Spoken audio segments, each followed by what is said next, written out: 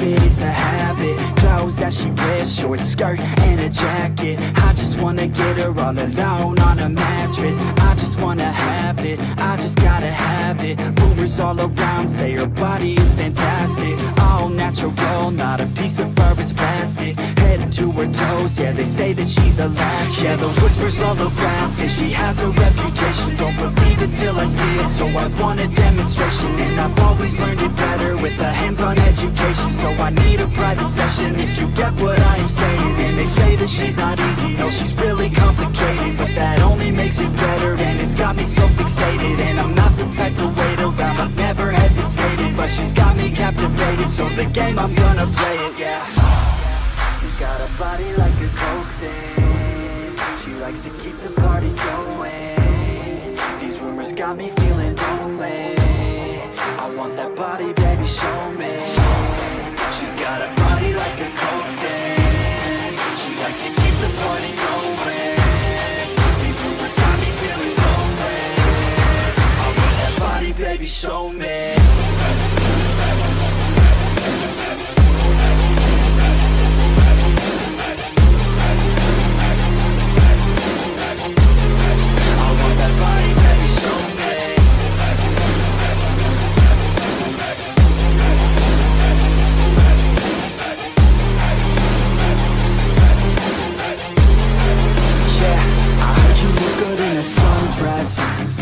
I heard you look good when you're undressed. I heard you like to get away. I heard you like to stay out late. I heard you had a couple boyfriends. I heard they didn't treat you right. I heard you're hated by your girlfriends, 'cause all the guys want you tonight. Yeah, they say she's too hot, they say she's too cold. Where she came from, nobody really knows. They say she looks young, but say she acts old. From everything I've heard, she gets out of control. And all the boys say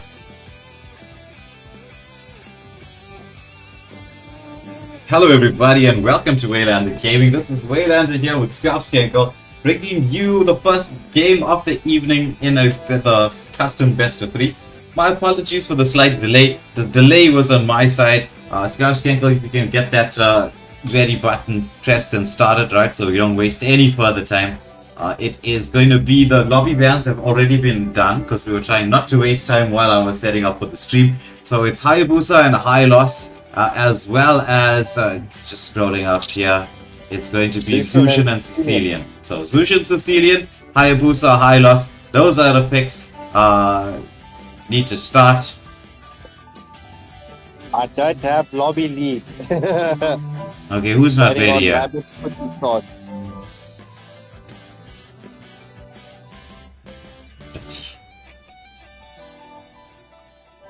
There we go. Alright, so into the banning phase we go. Let me hand you over to Skankle and he'll take us through this first part of the bans. And, well, then I'll be, actually I think I need to drop my mic volume a little bit. So I'm not sure what it sounds like on the live stream. I got a new microphone, so I'm hoping that everything is a-okay. I'm gonna try and keep it a little bit far away from you when I get a bit too excited. But otherwise I'm gonna blow everybody's eardrums out.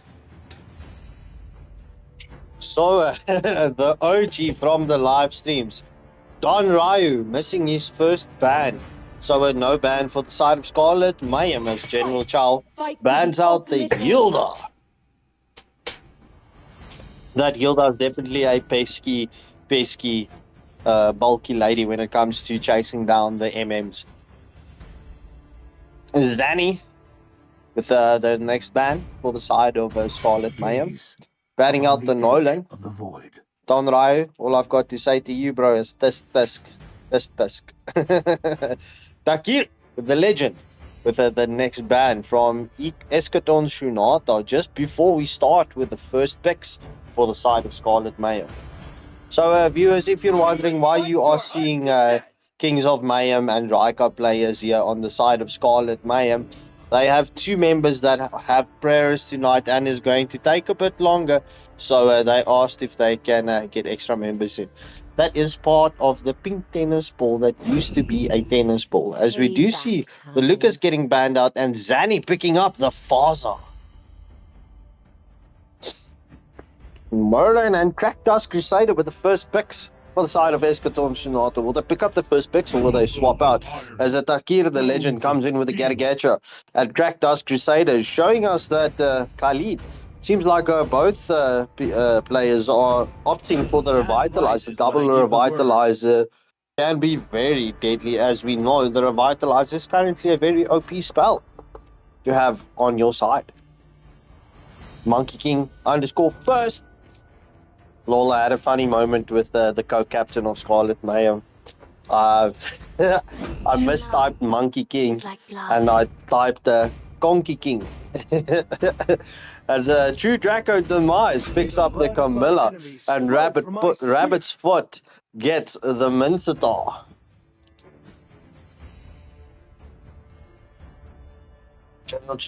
With the next pick for the side of Eschaton Sonata.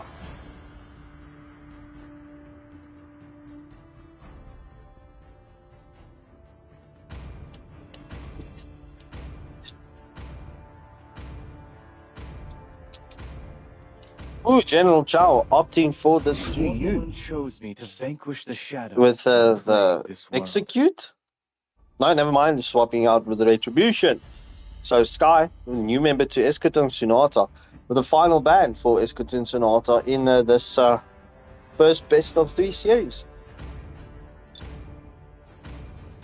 Ooh, I do see that the community is currently favoring Scarlet Mayhem with the W here tonight as Experience the youthful suffering. Wait, I've got a special shout out for you. There was a contribution of 14 Rand, but I'll get that to you as soon as you are back. Oh, wait, I'm off topic now. I got sidetracked. Oh, the community is favoring Scarlet Mayhem to take the W here by 63%. Look at that distraction. As we see the Ling and the Granger being the final bans for both teams. Merlin swapping out with Sky, allowing Sky to pick up the Nana. Will we be seeing Merlin with his 1-1? Don Ryo and Monkey King _ first. Bro, you've got comms? There was a 14 Rand donation from a special viewer in the chat saying, "Why, you are always late. We know you like this." For 14 Rand.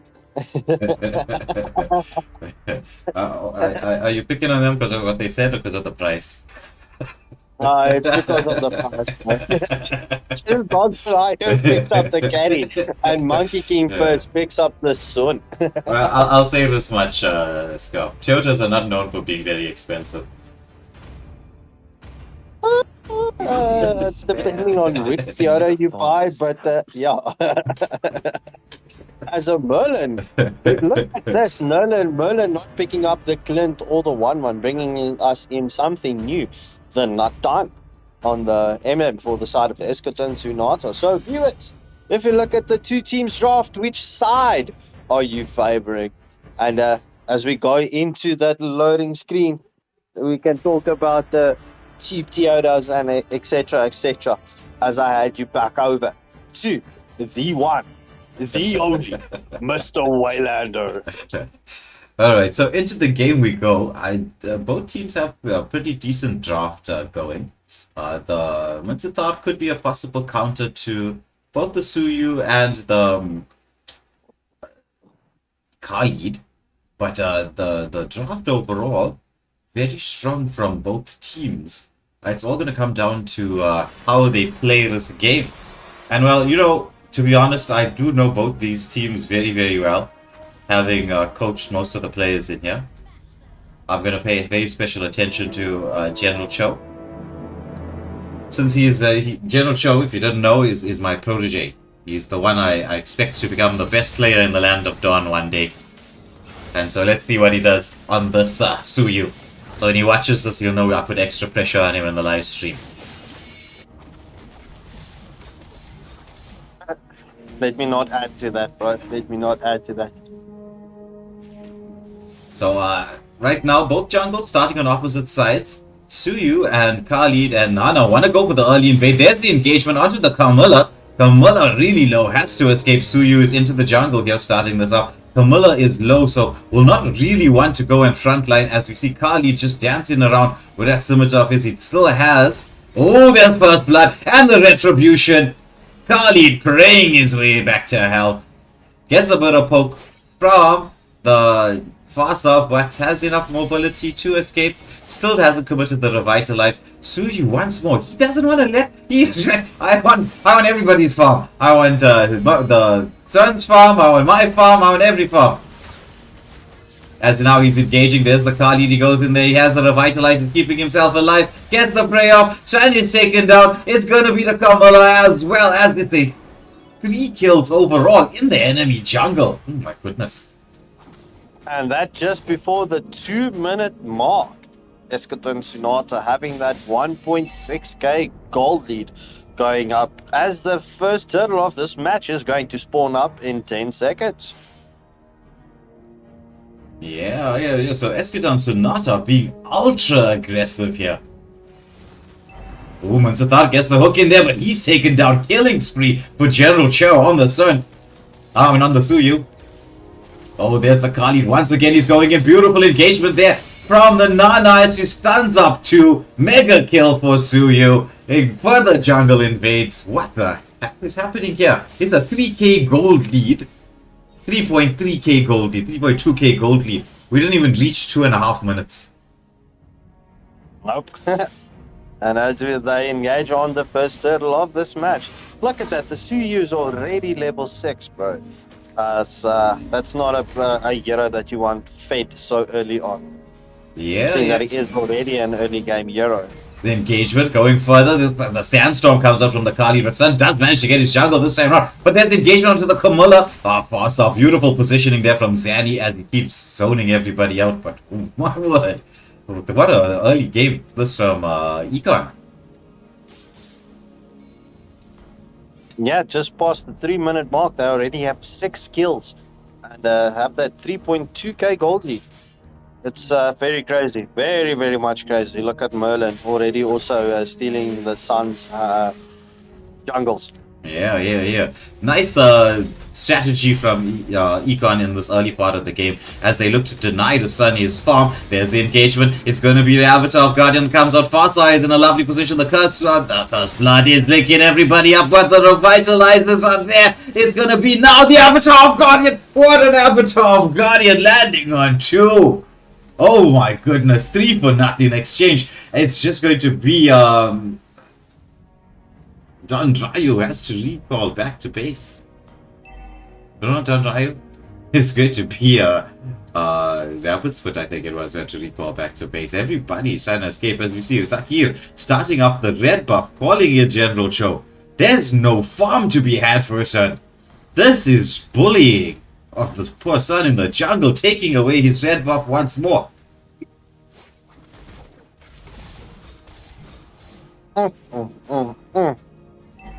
It's a 5.6k gold lead to the favor of Econ at the 4.5 minute mark in the game.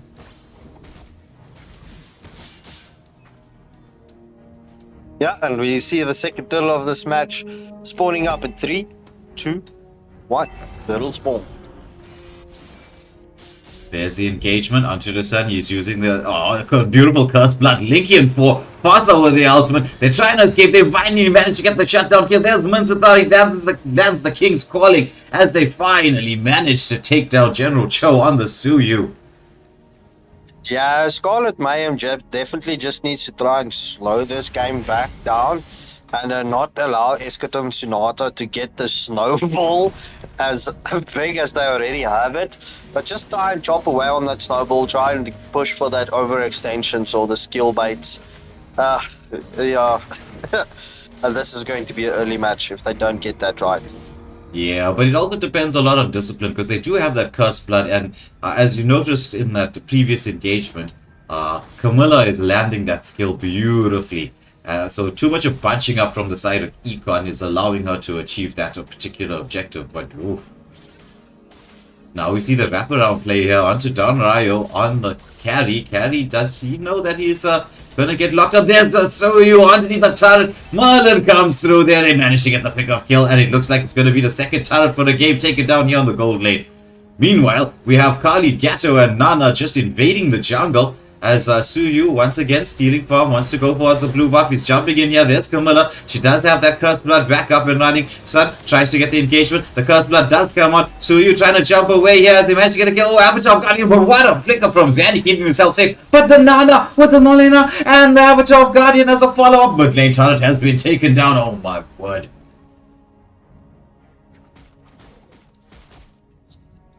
So 56% of the votes going the way of Scarlet Mayhem.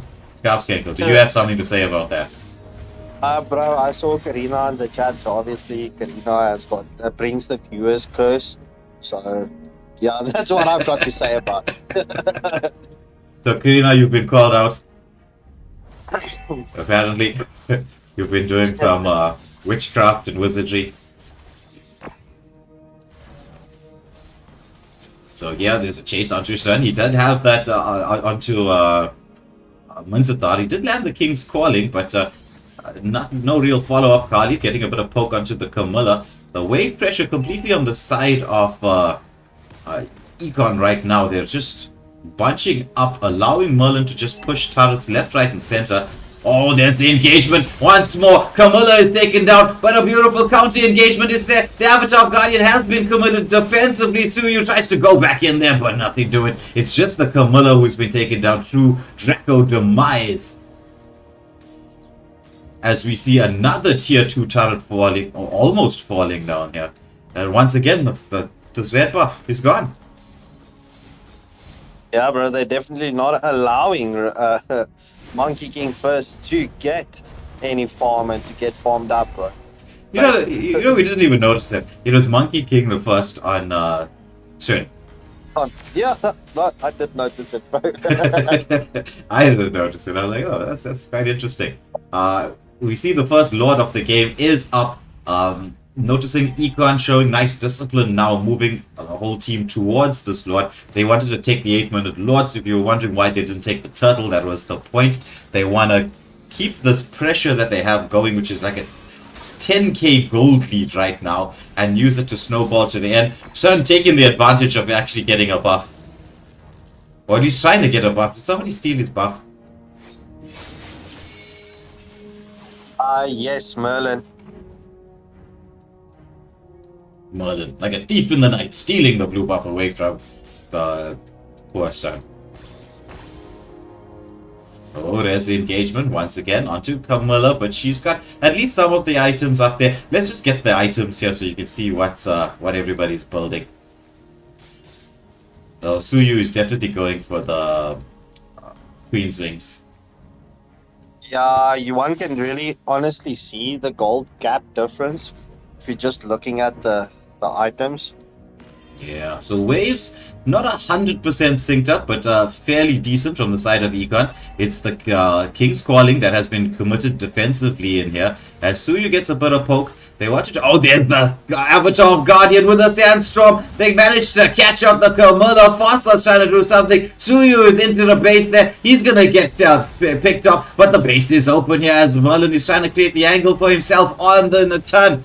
But oh, they managed to hook back. The Gato is taken down here. Nice defense coming out from the side of SMO. Scarlet Mayhem pulling out the defense. Because that game could have ended there and then. Yeah, but bro, just to add, this is exactly what Scarlet Mayhem needed. Just that confidence boost and just to get that high bounty gold off of the heroes. Even though the Suyu still has a gold 352 gold bounty on his head. Yo, that's quite high. Yep. So let me ask you this. If you were on the side of Econ now, would any one of you be wanting to pick up Sky Piercer? Oh, there's the engagement onto Khalid by the shot. It's going to be Khalid sustaining through all of this, just dodging all the skills being thrown at him. It's like he wasn't even hit. Just not enough damage coming out here from the side of Scarlet Mayhem yet. They don't have their items. But with that defense that they brought out, showing that they have the... Oh, there's the engagement here. On to Rambotsford, on the Munsterthal. He's landing the King's Calling. They do want to catch him. It's the Sandstorm as they manage to land onto the Munsterthal. But there's a Suyu. The Cursed Blood lands only onto one. Avatar of Guardian catches out 3. The Revitalizers come through. It's going to be Merlin as he comes into the base, getting the angle to take everybody down. It's a 4-for-nothing exchange. It's only Monkey King left alive. Conceal plays happening. I think we should see some recall spams here. Sun's going to be trying to defend this by himself. I don't know if he can. He's just got to do it for about 9 seconds. The base is wide open. Suyu engages onto the Sun. Sun tries to escape. The Nexus is taken down. First game to the side of Esketon Sunata. Oh, GG's well played. This was a bit of a one-sided match, but I do have put a trust into Scarlet Mayhem. I do know Scarlet has the capabilities to get the return W here and take us into that sudden death round. Let's not just count them out just yet. But GG's well played to both teams. Yeah.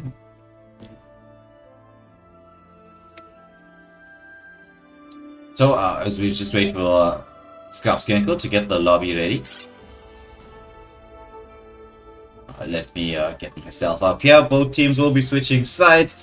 Over to you, Skarpskenko, as you take us through the lobby bans and into the match bans itself. Will we get to see Scarlet Mayhem bring this back a 1-1, or will Esketon Sunata do what they did in the first game and just kind of storm through to a victory? I'm quite interested to see what is going to be happening next. As I get the bans for both teams in the lobby bans.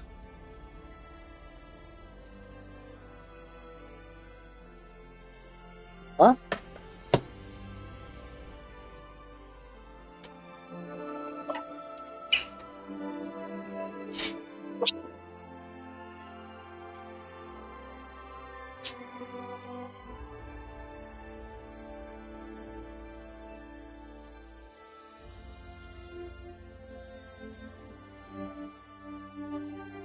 So we can just get Monkey King to the right side. SMO bans, please. As Esketon Sunata banning out the Hylos and Hayabusa once more. Sorry, viewers. Mads is busy teasing the puppies and making them very, very much angry. Like what? Well, she's using the excuse saying the puppies realize they've got voices. As Scarlet Mayhem bans out the Lucian and the Suyu. So good luck and have fun to both teams in the second round. As we jump into round 2 in this best of 3 series. Like Way asked, will Esketon Sunata be able to take this in a clean sweep fashion? Or will the Scarlet Mayhem hear my prayers and take this into the sudden death round?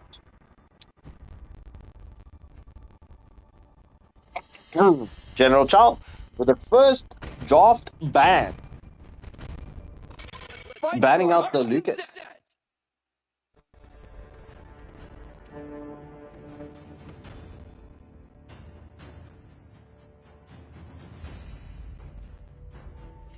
Don Ryo with the first draft ban for the side of Scarlet Mayhem. Banning out the Getcha. No Avatar of Guardian for the side of Esketon Sunata. Will Scarlet Mayhem also pick up the Kali ban? Ow.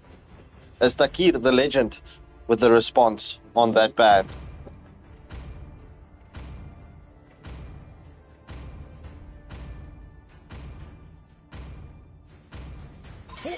Takir the Legend banning out the Tigreal, so no implosion plays from the side of Scarlet Mayhem as they ban out the Sun. Interesting.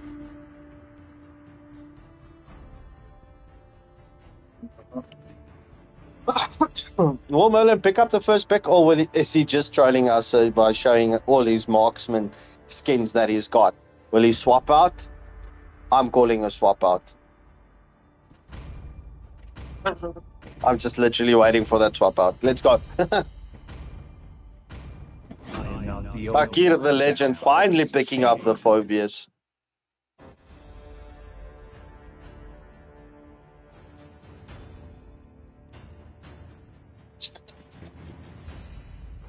As Rabbit's Foot and Monkey King first for the follow-up picks.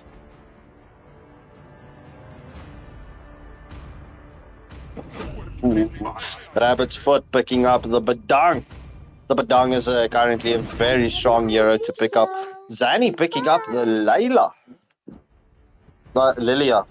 Lilia, not Layla. Let's rewind. The Lilia. Zani picking up the Lilia. Crackdust Crusader and General Chow with a response on the first picks. Their first picks. General Chow showing us that Granger will be picking up the Granger in the jungle, as Crackdust Crusader is showing us the Khalid. So Khalid and the Granger getting picked up for the side of Eskerton Sunata. So Eskerton going with the tankier lineup once again. Don Ryo, bring us something beautiful and strong. I know the viewers are counting on you, Mr. OG viewer on Waylander Game.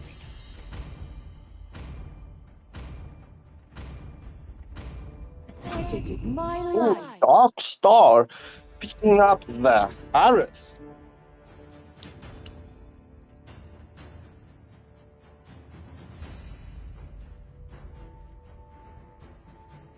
Love and night are everlasting. So just cause. So the reason why it was scheduled for 8 p.m. tonight was last week when I released the schedules, right? It was asked that the game gets delayed to Monday, and he asked for it to be out at 8 p.m. So that was the reasoning why it was scheduled for 8 p.m. tonight.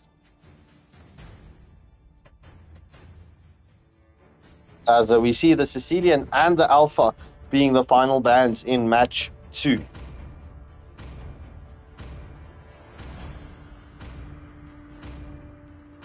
So the information and the knowledge that was shared to us, we were under the understanding that that was the reasoning for the rescheduling on Monday at 8 p.m. Don Ryo picking up the Lolita. The Lolita is actually a very good pick up against the Granger. So the Granger's Blast will, well, get sent back to him. That just also changes Merlin's pick.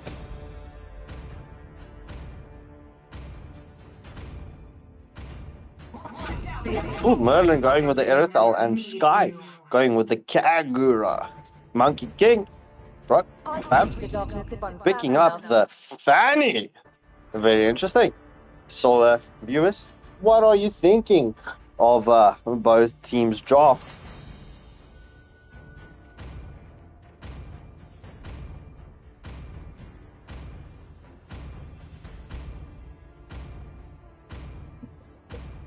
Please, me. If he's not consulting with you, you'll go fight him. No, don't do that. Don't listen to me. I just like a little bit of chaos sometimes. But into the game we go. You know who is he. But yeah, nonetheless. So yeah, please me. My apologies about this, bro. It's yeah, we work with the times that was scheduled with us and arranged with us. So my apologies if this is not into, well, anyone's schedule. But hey, just to also just add, this is only a friendly custom. So in next week's draw, you guys can definitely get the bring back on this. Yeah. But also, you see, like when you're the reason that we have all these custom setups and things like that is so that you can practice and learn what happened in previous games, certain things that you did correctly, certain things you did incorrectly. That's the purpose of it. So, like, if you look at the analysis of the early game, no one was checking there for jungle invades. And then once the jungle invade happened, as we see right now, Fanny wants to engage onto the Granger. And the Revitalizes comes out, Fanny gets the kill, first blood. You see, like here. Granger not going to take the small camp when he should have went straight across for the blue was not the smartest plan, especially with a Fanny in there. But damn, bro. Did you see how fast that Monkey King came rushing in there with that cutthroat plays from the Fanny, bro? That was like revenge. Purely revenge. That was.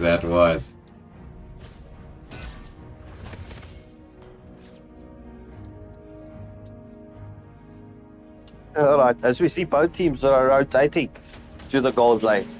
Yeah. So right now, Fanny is level 4. She did get that small camp earlier, as well as picking up a kill and setting up another. So Merlin right now, he's getting zoned out from his farm. He has to stay quite safe.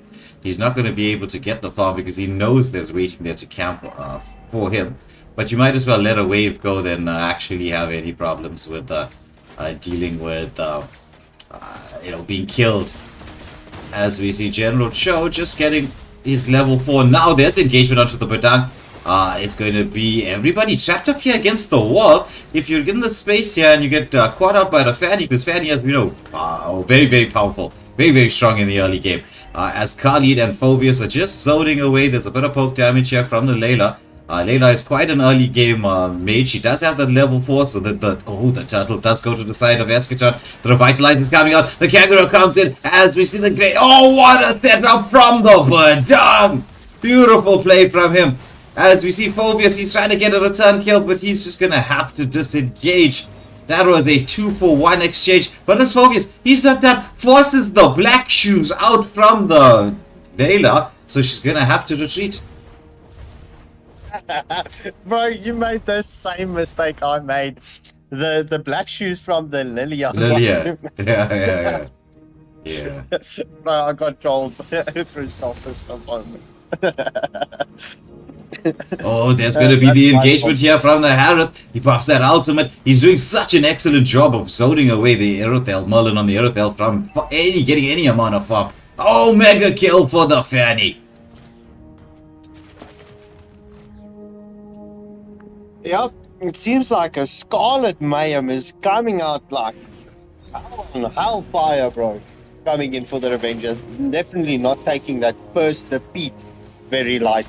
Luminon Blast comes in there as they try to catch on to the Aerothel, but she uses the flicker to get out of danger. The Khalid making the rotation here across. He's still not level 4, so doesn't have the Sandstorm. Oh, there's the Harith going in onto the Aerothel, almost taking the Aerothel down. Aerothel is still level 3.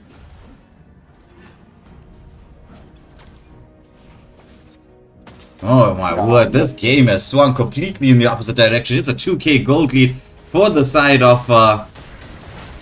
Oh, look at Badang catching everybody onto the wall here. As this Lolita is just zoning out all the damage. But look at Phobius. Phobius, he's into the backline. The follow-up from the team. Shut down on the Fanny and they get the blue buff.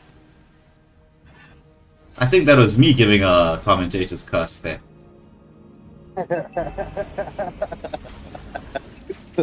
Meanwhile, we see the engagement between the Harith and the Aerothel once more. You see, well, what a nice guy am I not, bro? I'm moving away from the commentators. Yeah, Aerothel not having the nicest of times here in the gold lane as Darkstar on the Harith just zoning away continuously. I'm just watching this particular battle. There's a 2-level difference between them. So once more, the turtle is up, but I don't think Granger is going to want to try and contest for us right now. A lot of work is being done by the Phobius. Phobius is just a very, very strong hero at this moment in time. Granger is starting this turtle as they make the rotation across. Oh, the engagement onto the Harith, and they manage to shut down Darkstar. Harith was having a ball there on the gold lane. Oh, there's the stun. Numenon blast, not onto anybody. It's Granger picking up the turtle. Now they're chasing onto the Lolita. Lolita is taken down here. Sandstorm is committed as they try to get this Lilia. Lilia with the black shoes trying to escape all the attentions of everybody. Monkey King on the Fanny trying to create the angle here. This could be dangerous for anybody trying to get involved here. Oh, it's the cutthroat onto Sky on the Kagura, but she's got the mobility to escape. Yeah, so just before the 6-minute mark, we do see Eskerton and Sonata having that 400 gold lead at this stage and just evening out the kill deficit.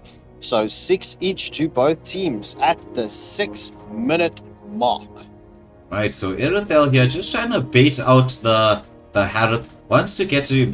Oh, but Harith realizes there's some danger here. Pops the Vengeance, tries to survive. It's going to be the Sandstorm as they catch him. Killing spree for Granger. General Show on the Granger. But there's a Fanny. She comes in, dishing out so much damage. What a revitalize from Crack Dust Crusader. Keeping his team alive. Oh my goodness. As we see, he goes back in there. He's gonna get taken down. Shouldn't have. I just praised him and then he went in and died. And now with that, this should be the first. Oh, Granger comes to protect the turret. I thought it was gonna be the first turret of the game.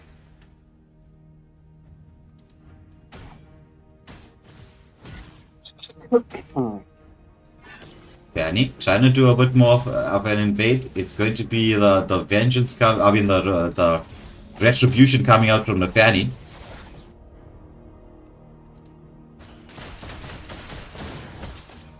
She will have it back in time, more or less, as long as there's going to be a bit of a delay in terms of what's happening around this turtle, which is going to be 10 seconds. The Phobius, he's trying to get towards the backline. He's taking a ton of damage. He does have to have the Vengeance. He pops the Vengeance. He's just escaping everybody. The Numenor boss does land. But the follow-up is in the Kagura, the beautiful ultimate. Fanny coming through so clutch, dishing out the damage. Oh, Fanny just escaping with 1 HP. It was a 2-for-2 exchange. As we see Lilia trying to engage onto this Granger, wants to try and get this lane cleared out here. Khalid making the rotation, sensing maybe there's an opportunity to do something. Meanwhile, Harith on the gold lane is just pushing away at this turret. This should be the first turret of the game, as Fanny is just there to try to scout out, but Merlin, sensing the danger, has recalled.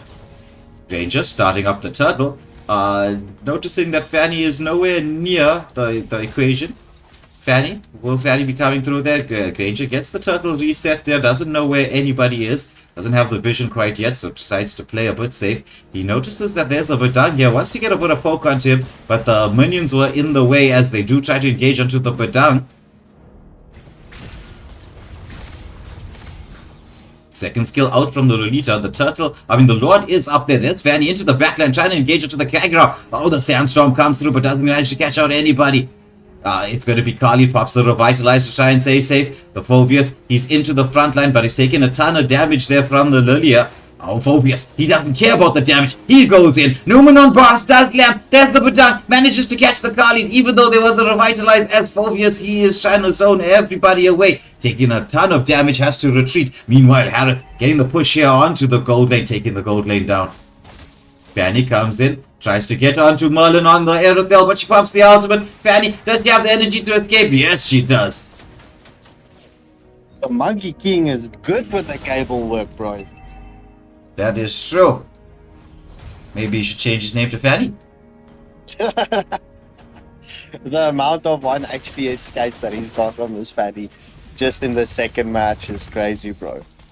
Phobius being engaged upon by the Lilia and the Badang, but he decides to go with the Black Shoes Hammer. Badang pops the ultimate. There's a Numenor blast. Do we have the follow-up coming through here? Yes, we do. Phobius needs somehow surviving through everything. But there's the Fanny trying to take down everybody. Carly, what a beautiful heal right there, as it is going to be a shutdown on the Fanny. Meanwhile, Merlin was taken down in a solo kill by the Harith. But this should be the first Lord of the game going to the side of Eskerton Sonata. And Scarlet Mayhem taking the first tier 2 turret in the match as well.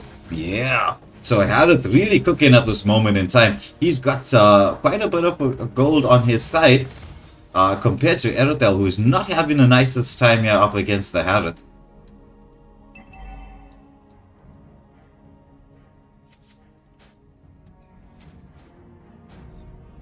Yeah, so how this matches are currently playing out is this is still any team's match. That is true. That is true. Oh, Don Ryo, he's going to get engaged upon. There's a Fanny coming through. There's so much damage. The Numenon Blast does land, but once again, there's a focus into the backline. The Revitalize is coming up. The Vengeance as well. Khalid with the Revitalize trying to keep his teammate alive. The Aerotail with a follow. Can she get the kill? No, it's taking too much damage. The Flicker has to be committed out from there. But meanwhile, we got General Cho and the Granger saying, right, while the engagement is happening here, let me try and even out this turret. So he's taking a tier 2 turret here on the XP side. The Lord pushing through to try and take a tier 2 turret on the gold side.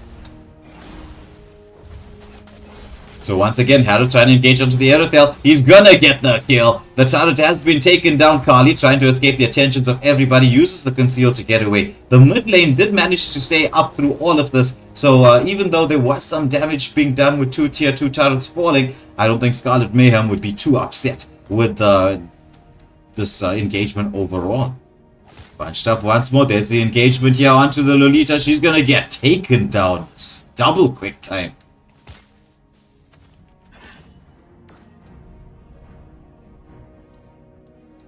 Ooh, General Cho. He seems to be a bit of no man's land here. Just scouting out the bushes. Wants to try and take the farm, but there's all 4 members here. Oh, but damn, what a beautiful pick-off here. As Harold, he's trying to get him towards the Granger, but Granger's a slippery customer. As they manage to take down the Badang. There's the Fanny. She's trying to come in. The Sandstorm off the mark. The Revitalize there. Just trying to keep everybody alive. The mid lane turret is being pushed in there. General Cho forcing the black shoots out from the Lilia. But the mid lane turret still stands. Oh, this is exciting. I can hear the excitement in your voice, bro. Oh, Kagura! Oh, what a beautiful second skill from Sky, but the cabling there from Monkey King on the Fanny was exquisite. Doing so much damage there with that sideways movement. The mid lane turret should fall down now. Fanny comes in trying to defend. Kali with the scimitar swings. The Numenon Blast lands onto 2. Kali trying to heal through all of this, but I don't think he's going to be able to. The Vengeance has been popped from the Harold. Harold dealing so much damage, but there's General Cho on the Granger as he gets a kill. Oh, but Dan trying to get onto that Granger. Oh, there's Fanny. Sky Piercer procs take down the Aerotail. It's a 3-for-1 exchange going in the favor of Scarlet Mayhem. 16 to 16, and this is a beautiful time to get those kills. The Lord is up. Yeah, 100%. Scarlet Mayhem does have this advantage at this enhanced Lord of this match. But we do see General Chow, because he's waiting there for that clutch red tree steal. Oh, almost nice attempt from him. Yeah. Oh, there's the Kali with a Sandstorm into the backline. They force the black shoes out from the Lilia once more, and Lilia has to disengage. So right now, the turrets are pretty even, or almost even. There's just 1 turret extra for the side of Eschaton and Sonata. But with this Lord, Scarlet Mayhem will be hoping to try and achieve some advantage here, taking down some tier 3 turrets. As Granger once more is trying to steal the blue buff away from the Fanny.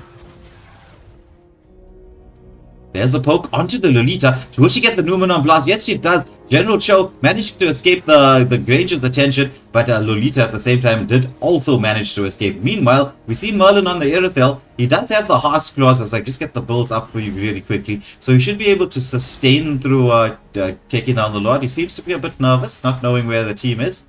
But he is dealing with this Lord. So I don't think the Lord's going to be able to crash into the base.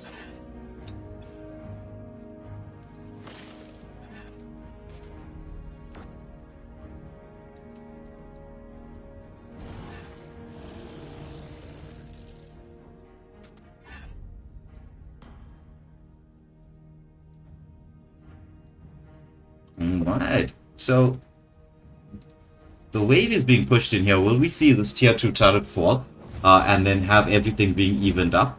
I think we will. This should be now even turrets for both teams.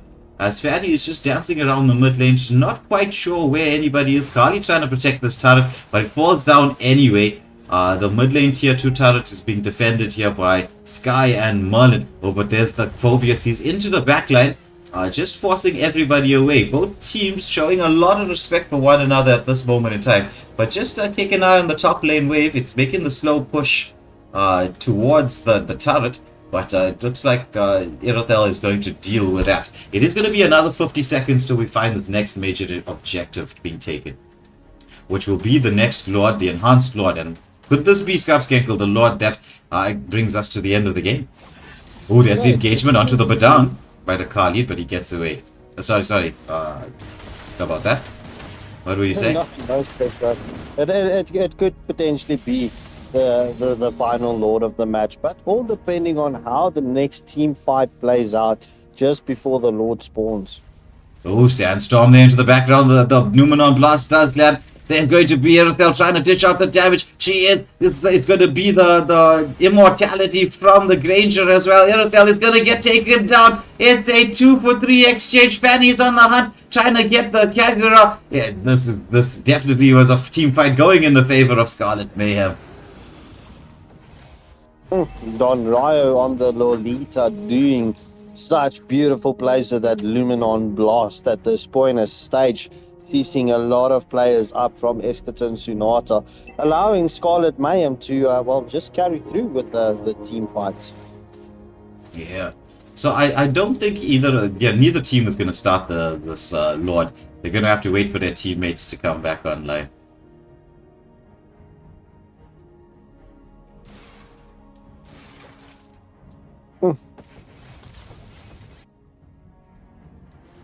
But Scarlet Mayhem definitely doing a good job on their wave management at this point in stage, bro. Yes. It's fairly evenly pushed out. Yeah, they're using it to gain the map control. And look at what Fanny's doing. Beautiful play here from Fanny. Pushing this top lane wave, forcing everybody away from the Lord so that she can, recall and get to the Lord and set up. And then it gives you a bit of a numbers advantage here around the Lord. Because Granger now has to move across, clear the wave, and then rotate all the way across, whereas Fanny has that extremely high mobility to get into position. As you can see, she's already in position. The Harrod starting up the blue buff, lots of communication. Good play here from Scarlet Mayhem. Phobius scouting out, but he's going to take a bit of poke damage, because we're getting to this point in time where everyone is more or less going to be full build.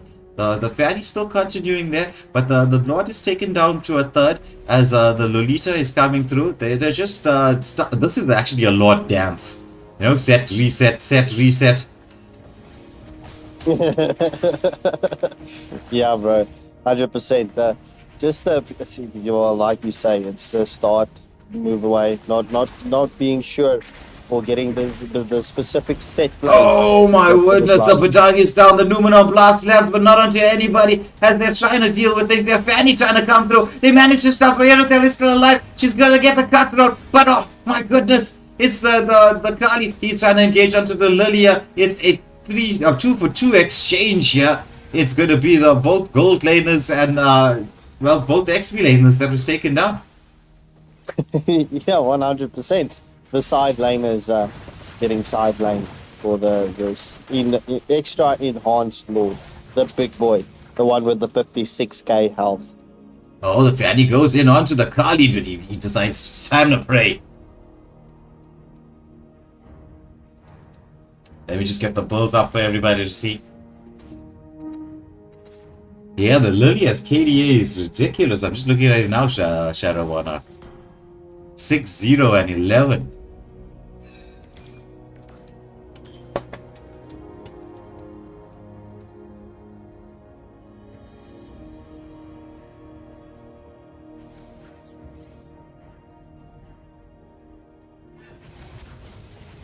So Don Ryo in a lovely position scouting out for his team. Lilia is really starting to dish out the damage here, as she is a complete build. Oh, there's the engagement onto the Kagura, but Kagura dances through the wall. Fanny almost taken down low. It's going to be the Irothel. Numenon Blast catches on to just Merlin there. But meanwhile, Harrod trying to get these lanes pushed in here. Granger just trying to force everybody keep that safe there. It's going to be the Irothel engaged upon. Khalid with a sandstorm, but does not manage to catch into anybody. Phobius, he's just dishing out their damage into the front line. Do we see the follow-up there? Oh my goodness. Here's a beautiful play coming through from the side of Scarlet Mayhem as they take down 2-for-1. It's Granger. He does have the immortality, but it's gonna get proc as Fanny. He's gonna hope to try to get him down, taken down. It's a battle of the junglers here. His creature up against the Fanny, but the Fanny, what a kill there, full team wipe. This should be going to game number 3. Yeah, 100%. As we see that Harith and the Lilia storming onto that tier 3 turret and potentially taking down the Nexus. They do have the capacity to do this, as the first person to spawn back is only up in 10 seconds. So GG's well played. Scarlet Mayhem takes us into the sudden death round. Who will take the sudden death round? And viewers, as you know, this third and final match just slaps differently. Alright, so as Skashkinkle, you're gonna have to multitask a little bit. This lobby creation until the next tube that we're gonna be a little bit late. Maybe about 20 minutes or so. 100%. Let me just get everyone into the lobby, and then if I could just ask for that minute, we could just quickly send that message on the captain's group. Never mind, I was skimping for Mads to do that message quickly onto the captain's group. If you could just please tag Frank and Divan from Osiris Order, telling them that we are going into the sudden death round. We might be 20 minutes late.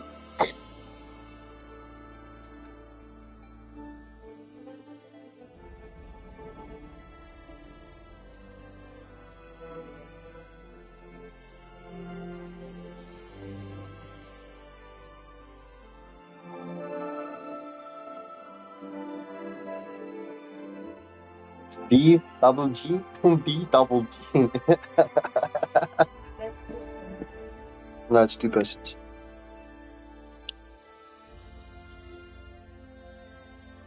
Alright, as I get the bands in as well.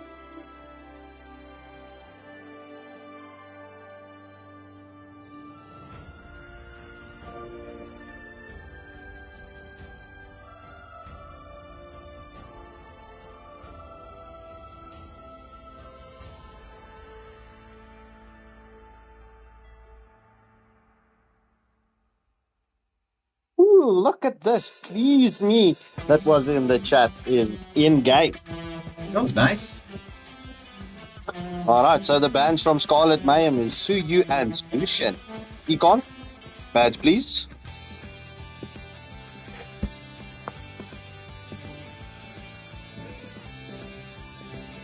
So then viewers, just with also that to take into consideration, right? Just please give us, after the next match, just a quick 3-minute break so that we can just get the wheel spin up and running for the role related as well, please.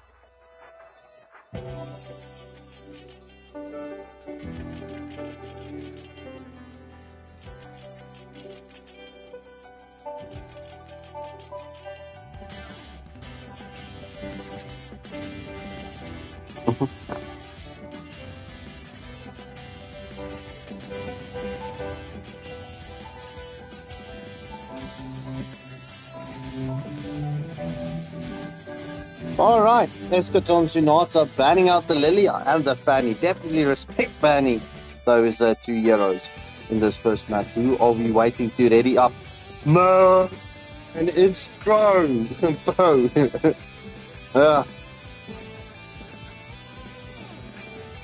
It's always you. It's always you. Lol, it's always love. But please ready.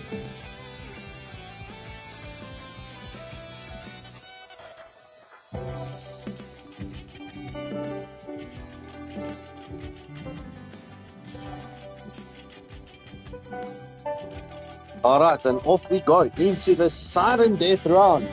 Viewers, which side are you taking for this W in the sudden death round?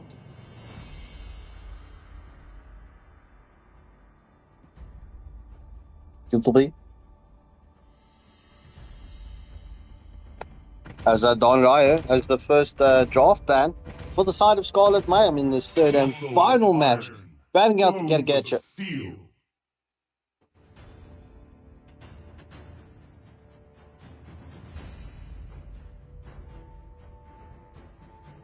General Chow for the third ban for Eskerton Sonata.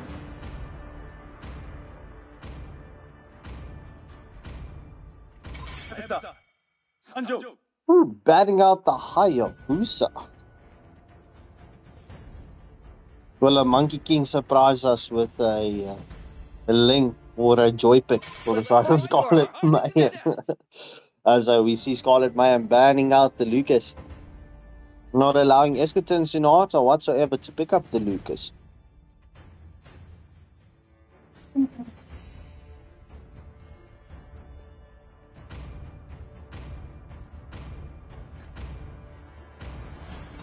Merlin banning out the Harith. So Eskerton Sonata definitely respect banning Scarlet Mayhem, especially after that second match.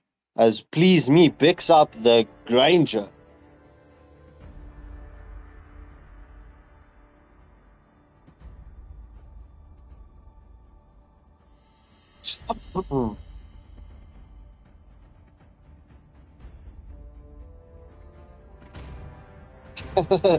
Zani, that was well played with the Lilia. All credits there, hats off. As Takir the Legend picks up the Khalid, Cactus Crusader with the Chow.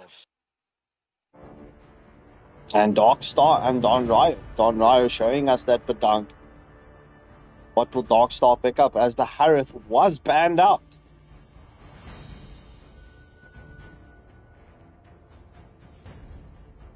Ooh, that's going to be a beautiful pick. Is Don Ryo going to pick up the Camilla? Nope. Rabbit's Foot picks up the Bellaric.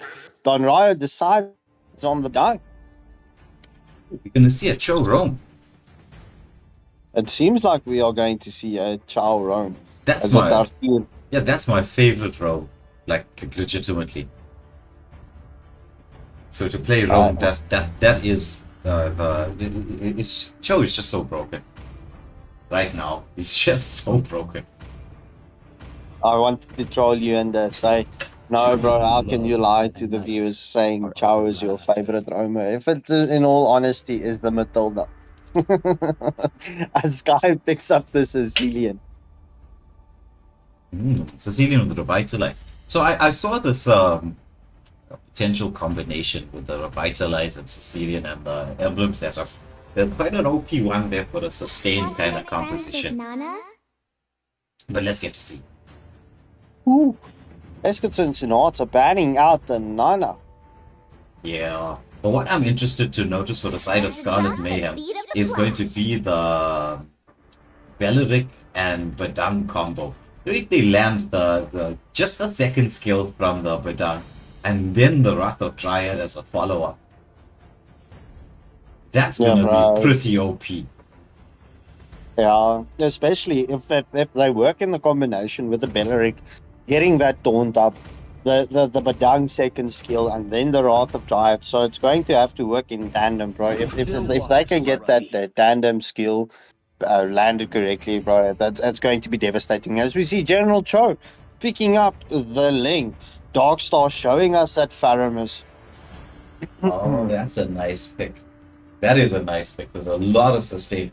If they can get the Granger and, well, whatever is going to be on the gold lane online, that's good. But even the Eve with the combination of the Bellaric and Badang can prove to be pretty deadly. Well, bro, looking at this, right? Scarlet Mayhem definitely going for the CC and just the crowd control here. Yeah. This could be either very vital or very deadly, whichever way you look at it. So, but let's not take anything away from Eskerton Sonata as of yet. As Merlin picks up the Leslie, and we all know the Bellaric doesn't love a Leslie at all. Yeah. The Leslie is a direct counter onto the But a Clint does. Yes, a Clint does.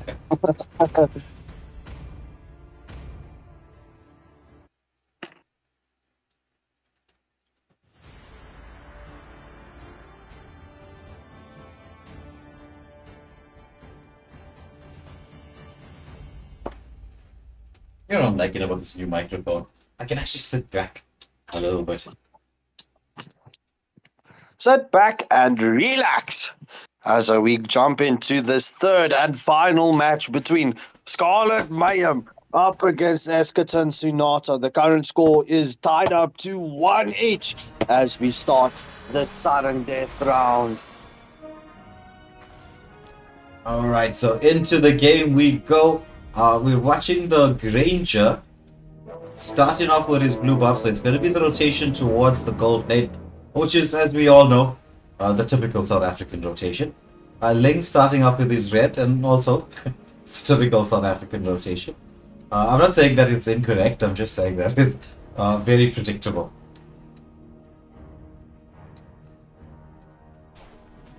Yeah, 100%. We do not see that the teams coming in with that early game invades as per the first and second match.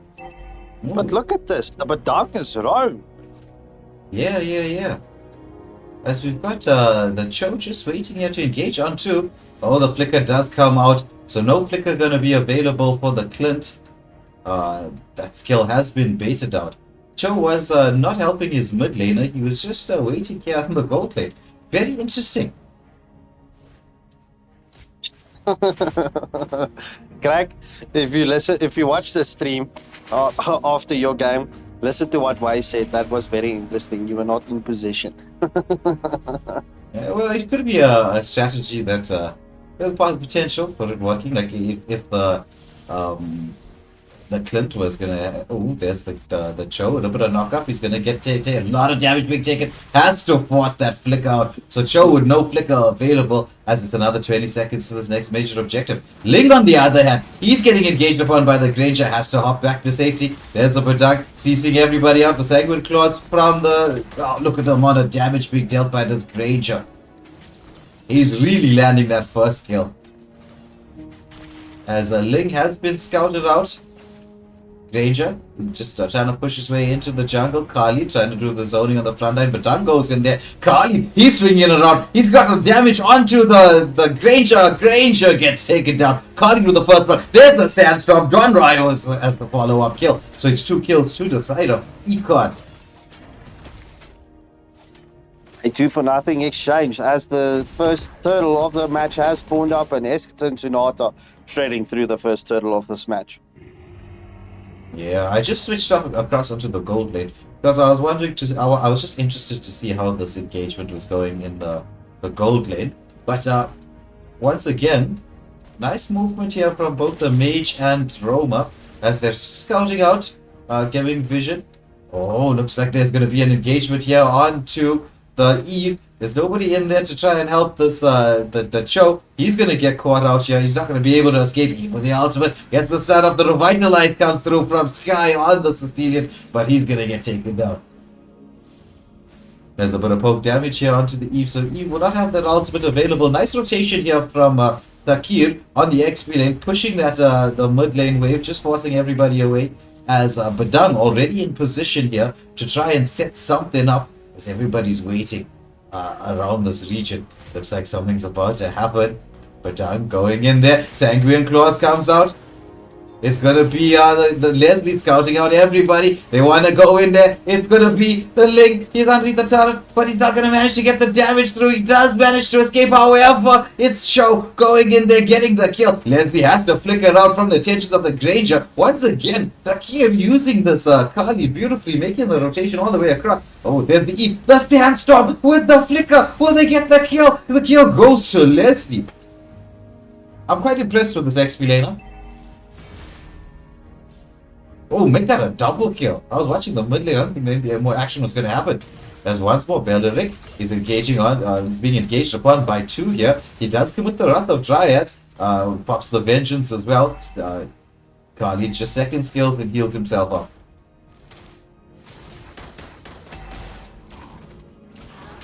But, so the kills and the gold lead in the favor of Eskerton Sonata, but Scarlet Mayhem do have the double combination. Once it gets beyond the 5-minute mark and there's going to be further rotations from both teams and it's going to get more towards that 5v5 system, that's when you're going to see their draft come into play a little bit more. 100%. Just before the 5-minute mark, we do see that Eskerton Sonata has the 2k gold lead as well as the 4 kill deficit in favor to them. As Karina is giving us some insight into what's happening in the chats there, talking about Don Rayo giggling. We're going to ask him about this when he's on the live stream again. And we're going to say who told us about him giggling. So the turtle goes the way of Eskerton Sonata. There's the link. He's into the backline. Dishing out a ton of damage onto the Granger. He does land. The Tempest of Blades backs up 4 swords. He's just standing around there. Oh my goodness! The Clint! He just look at the fingers there from Jethro. He escapes the Zaxstrom from the Kali. They manage to take down 2. So 2 and the turtle go in the way of Eskerton Sonata. Meanwhile, Ling, he knows he's got the shield up here. He wants to push the turret, but there's Darkstar on the eve. He's gonna get that second skill off. Can he get the first skill? Ooh, so close. So close. As the mid lane wave is almost being taken out. There's Kali. Final hit. It's going to be the mid lane turret falling down. But Benedict, what a cap. Almost catching him, the General Cho out with a taunt. Meanwhile, there was another kill in the bot lane. Onto Takir on that Kali. Oh, but there's going to be the Leslie. She's taking a lot of damage. What a skill coming through there from the Batang. But there's the Ling. Once more, Tempest of Blades. As he's trying to escape from the Clint. He manages to get the kill and get out. This is a 2-for-1 exchange overall, with Merlin falling on the Leslie in the mid lane. Lovely catch there from the Bedard underneath the turret. Yeah, 100%. It was the Badang that caught the Khalid as well with the Eve's ult. So once more, Khalid, ooh, look at this. Okay, is he going in for the marksman? Is he going in? He's going in. Archmarking King. The Sandstorm. He's got the damage. He's trying to dish it out. Oh my goodness. There's going to be the Ling. He's coming through there. The Flickers come out there and they get a killing spree for the Ling as they take down the Clint. And all of this with another few seconds until this next major objective. I haven't really seen any major Way of the Dragons yet. I'm just going to keep an eye out for that. Oh, there's just speaking about that. There's the Way of the Dragon. Dragging the Granger back. That's 2 kills. Ling is into the backline. He wants this Eve. Eve has to flicker away. Ling goes in. Tempest of Blades you use defensively. It's only the Bereric and Clint left alive. The top lane has been pushed in quite a bit there, so Leslie should try and defend this as Clint wants to get some poke damage. He wants to force everybody away as it is time for the third turtle. This should go uncontested, I think. Let me just get the builds up for everybody to see. So third and final turtle going to the side of Eskerton Sonata. oh, Way of the Dragon once more onto the Beleric Dusk with the Wrath of Dryads to try to escape. The Bat's Feast comes out from the Sicilian. So much damage. Nice positioning here from the Khalid as he's creating space for the Leslie to take another turret as they manage to get the tier 1 turret. Lingon, meanwhile, he's trying to push this tier 2 turret. He's just going to be engaged upon, but escapes everybody's attention. As the tier 2 turret is now being pushed on, the Cho is going to get engaged upon, but once again that Sanguine Claws. The Sicilian is proving to be quite an annoyance for the side of Scarlet Mayhem. Right. At this point of stage. Oh, Leslie with a shot in the back. There's the Way of the Dragon onto the Badang. The Sandstorm into the back line there. It's the Badang still alive. Leslie trying to get that ultimate off. But Cardi, he's almost manages to stay alive with the prayer. But there's the Link. He's into the back line. Will he get the kill? He still has the Tempest of Blade. He's gonna get a triple kill. Full team wipe.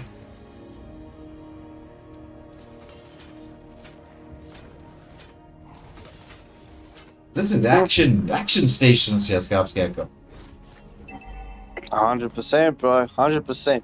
But just to finish my sentence, facing up against any Sicilian at this point of stage, it's not a very nice stage, bro. Because the Sicilian, for some reason, does so much damage. It's not pleasant at all. Yeah, it was actually the buff, not so much to his damage. Okay, I'm not denying what you're saying with the damage. Oh, there's a turret being pushed in. The Bat's Feast comes out here. The Sanguine Claws. Oh, Khalid! What a beautiful Sandstorm catching out everybody. But done with the ultimate. Wrath of Dryad managing to catch up the Chode in the backline. Eve with the ultimate as a follow-up. It's gonna be a 2-for-1 exchange going in the favor of Econ, and the Lord is up. Yeah, but it was that change to his second skill. See, previously you could very easily dodge his second skill, because of the animation and the animation timing. It was just a fraction of a second too long. So when they made that alteration, now he has both the damage to deal, the slow from his ultimate, and the damage that's going to be dished out from there. And at the same time, he's got an AoE displacement. So an AoE CC, which can be cast at crazy ranges. And so he's difficult to get to in the first place because of the range of his skills. And now you added this onto him, like in terms of what he can do. It's took him from being a decent mage to just being pretty OP. And he hit the ball pretty much almost perma-banned. Oh, we have the dragon comes out, Eve with the ultimate. He manages to survive that nice play there from Darkstar as the Lord has been taken down here in the mid lane. The waves have been synced up quite nicely, so we should see all the shields have been popped. They have been. The mid lane wave trying to get pushed out here. When we see this mid lane turret fall, it is down to just below half health as Show jumps in there trying to get a few folks off. Leslie is trying to create the angle to focus. Oh, there's going to be the... But he gets the ultimate off, but he's taking too much damage. It's mega kill. It's General Cho in the backline with the Ling once more. He's hit the Tempest of Blade, but what a second skill from the Clint. Beautiful from Monkey King as they manage. He sets up that shutdown kill. Granger picking up the kill here as Leslie is pushing this mid lane turret as well as the Cho on the top lane. We should see two tier 2 turrets falling. Oh, there's the Sandstorm with the flicker. Catching out the Granger, but he's going to manage to escape. It's the Clint and Granger against everybody. The base is open. The Bat's Feast is out. But Dang is back in the equation. It looks like they're going to have to retreat, as the minion is focusing on this final tier 3 turret.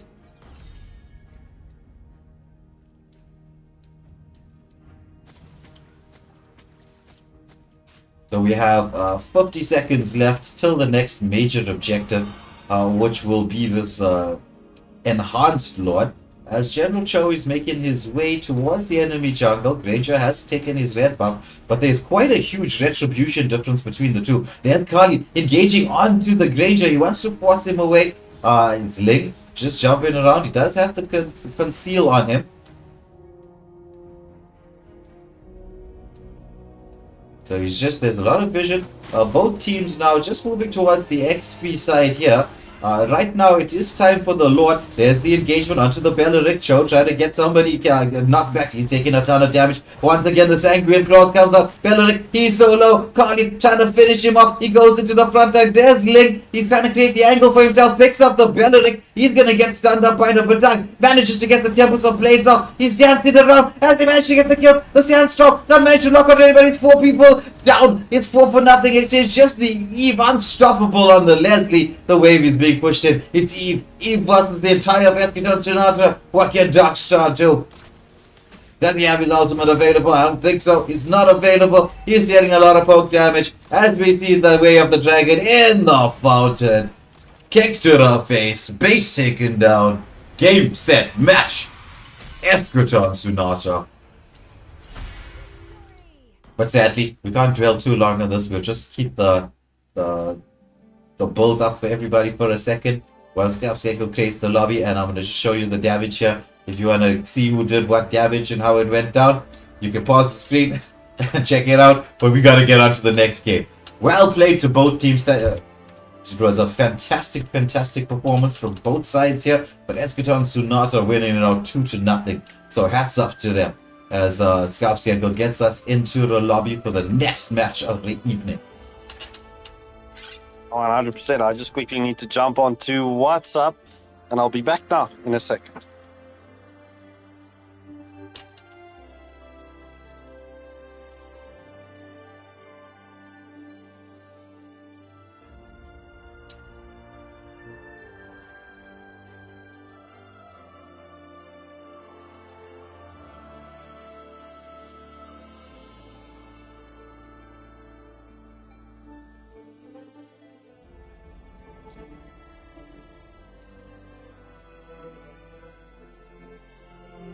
Alright, so the next game we have up for you as we get the teams into the lobby is going to be Osiris Order up against NWO Kenya. This is another match I was looking forward to watching. Let's get a see.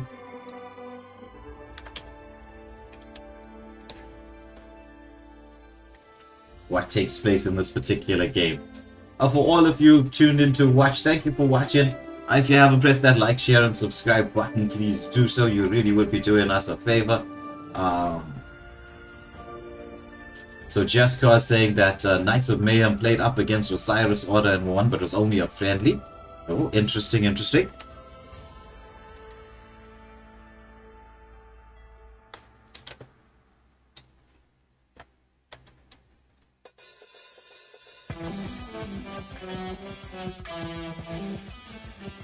Alright, and I am back.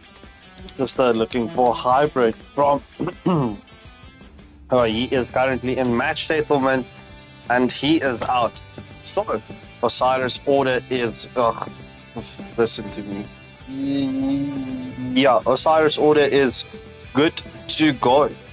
Just waiting on Frank or Zevervex from NWO Kenya. Okay, let me just unlock this mythic battle lobby. Okay, yeah, I've got NWO Kenya on the way. That's wonderful. So over to you, Scarpscankle, as you take us through this initial part of the game. I need to breathe a little bit from the last match. Scarlet Mayhem and Eschaton Sonata giving us some extremely good entertainment. That was a value for money watch. for all of that 14 rand.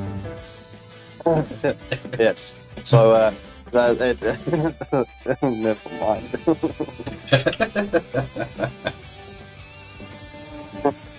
As Osiris Order affects heads, let me quickly do the coin flip. Oh, it lands on heads.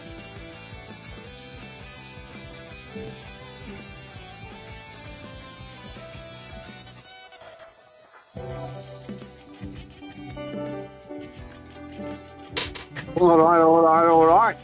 And off we go into the banning phase.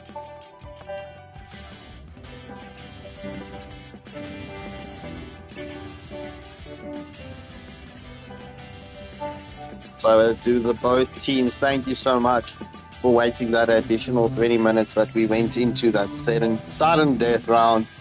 But without further ado, we've got you, we've got this, and we are super excited for your best of 3 matchup between Osiris Order up against NWO Kenya.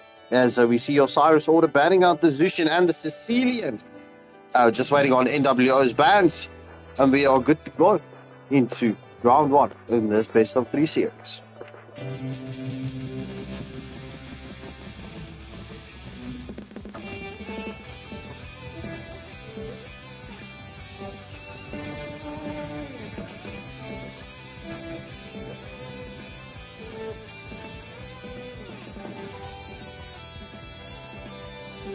Alright, as we see NWO banning out the Khalid and the Hayabusa.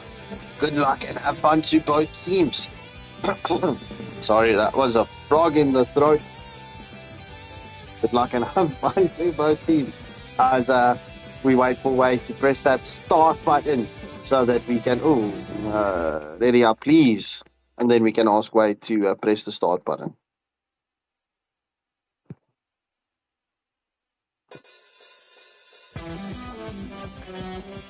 Alright, we are good to go. Mr. Viva, you can press that start button.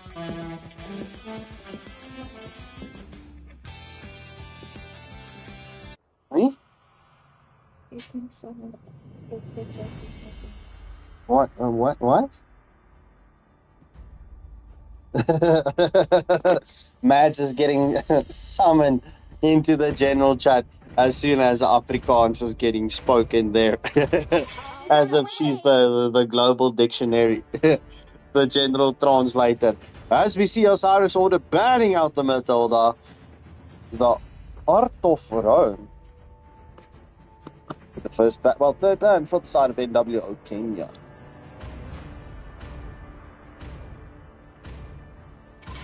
Ooh, banning out the sun, the Monkey King himself, King Zutra. Oh, cheer! With this banning out the chip, not even waiting to continue or let the countdown go. Interesting. I see a lot of players here that are in the roll roulette. As NWO Kenya bans out the Granger hybrid with the first pick. Will hybrid be picking up the first pick, or will he swap out so that Osiris Order can get a meta hero in as a first pick as Legolas picks up the Hylos?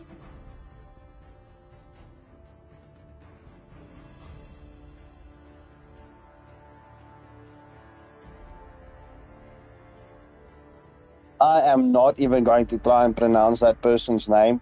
I'm just going to go with I'm a potato. And WC Womp, the first pick for the side of NWO.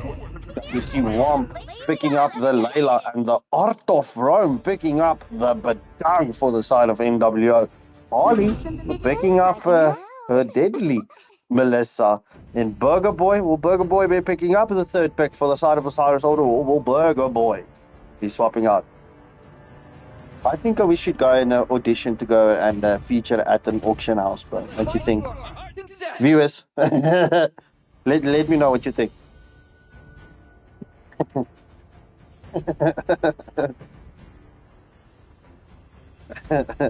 I just wanted to do it, but man, just making me laugh here. As Marshmallow picks up the Gacha, Mad Cause Bad with the final ban for the side of NWO in this first. Johnny, we just do the call outs for the first match, right? I just need to make a phone call, quick. All right, no problems. We're just going to need the camera angles, but no stress. As NWO Kenya missing out on the third and final ban in this first best of 3 series. As a hybrid, will hybrid also miss or ban? Ban or miss? What will you do? Oh, hybrid is not a nice person and bans out the Xavier, saying, I don't care if you potentially lagged out, I will get in the final ban for my team. Potato from NWO for the next pick. Ooh, haven't seen the Valir in a minute. So, yeah, that's a hero whose name we won't mention. But nonetheless, on Potato, picking up the Valir, and a hybrid on the Nana King Zutra on the Suyo. I just love saying that person's name. It's so fun to say it.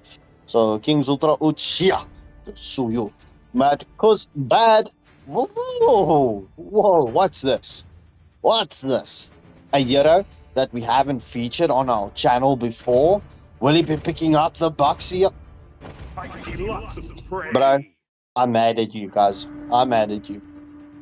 Don't forget your retry as Mad Cuz Bad picks up the Roger.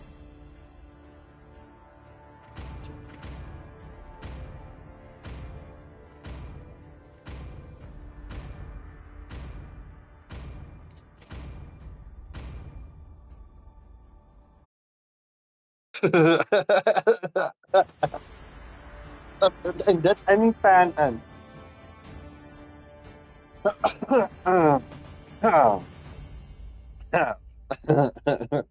all right, so viewers, which side of the teams are you favoring in this draft? What's up, Leroy? Good to have you back in the chat. And yeah, it's good to have all of you guys here. It's um mm-mm, mm-mm. It's yeah, what did I want to say? Oh, yeah. Please hit that like, share, and subscribe button. So, viewers, after this best of 3 series, we will be jumping in to the roll roulette wheel spin draft. That would be like another 10 minutes, and then we will be done for the evening. As we jump into this first match between Osiris Order up against NWO Kenya, we do see that King Zultra this on the Suyu rotating to his red buff. Likewise on the Roger rotating to his blue buff. So both teams rotating to the same side. So early game potential gank onto the gold lane. This is going to be very interesting to see. As we know, well, Wei mentioned it in the previous match. That is your typical South African rotation. But Kenya is also doing that rotation. So maybe the South African meta has been taken across. We do see that the Roger is currently quicker on the clears in his jungle. As we see the rotation from the Hylos and the Suyu coming through there. Ooh, boy. Ooh, man comes bad on the Roger getting CC'd by the Molina. That's going to be some vital plays. Look at that Valir escaping with 1 HP. The Garagacha engages onto the Suyu. Will the Suyu be able to escape? No, he does not, as the first blood falls to the side of Garagacha. Nana's passive gets procced, so no second chances for the next few seconds. By a few seconds, I actually mean a minute. But a clutch escapes from the Valir. So GG's well played. So just before the first turtle of this match spawns, we do see that NWO Kenya has got the 500 gold lead at this point of stage, but we do see the Valir and the Garagacha rotating up. Does the Melissa know what's going on here? NWO definitely having the number advantages here. The Marshmallow with the Garagacha scouting out the Suyu. Melissa's a doll. The Twindle doll gets committed, but no real damage as of yet. So no engagement into the gold lane. So very interesting.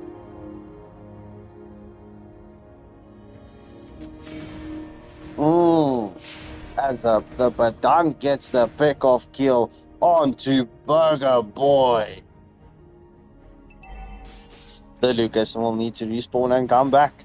So we do see NWO Kenya having the advantage at the first turtle of this match.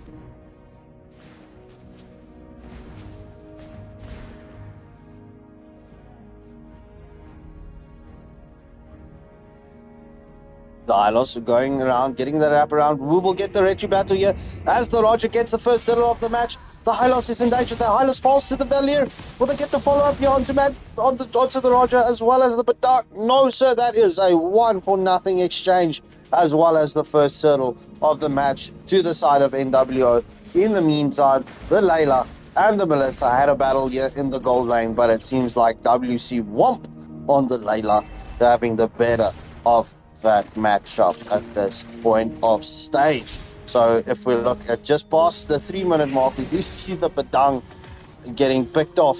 So just past the 3-minute mark, it's a 3-2-1 exchange.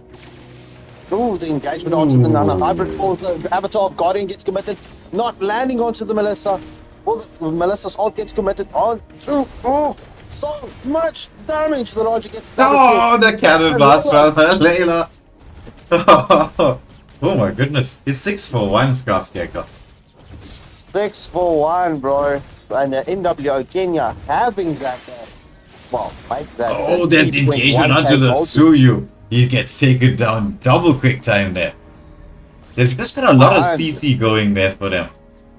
No, but the NWO definitely dishing out a lot of damage so early on. As we see, just look at that engagement between the Badang and the Lucas. I'm not favoring the Lucas against the Badang. If the Badang's second skill and the wall gets committed, bro, that is unfortunately not going to be a good time for the Lucas in the XP lane. But hey, that is just my opinion. The only reason why I can say that is because I faced up against the Badang with the Lucas. So right now, the mid lane wave is being pushed in. We do have another 7 seconds until the next major objective.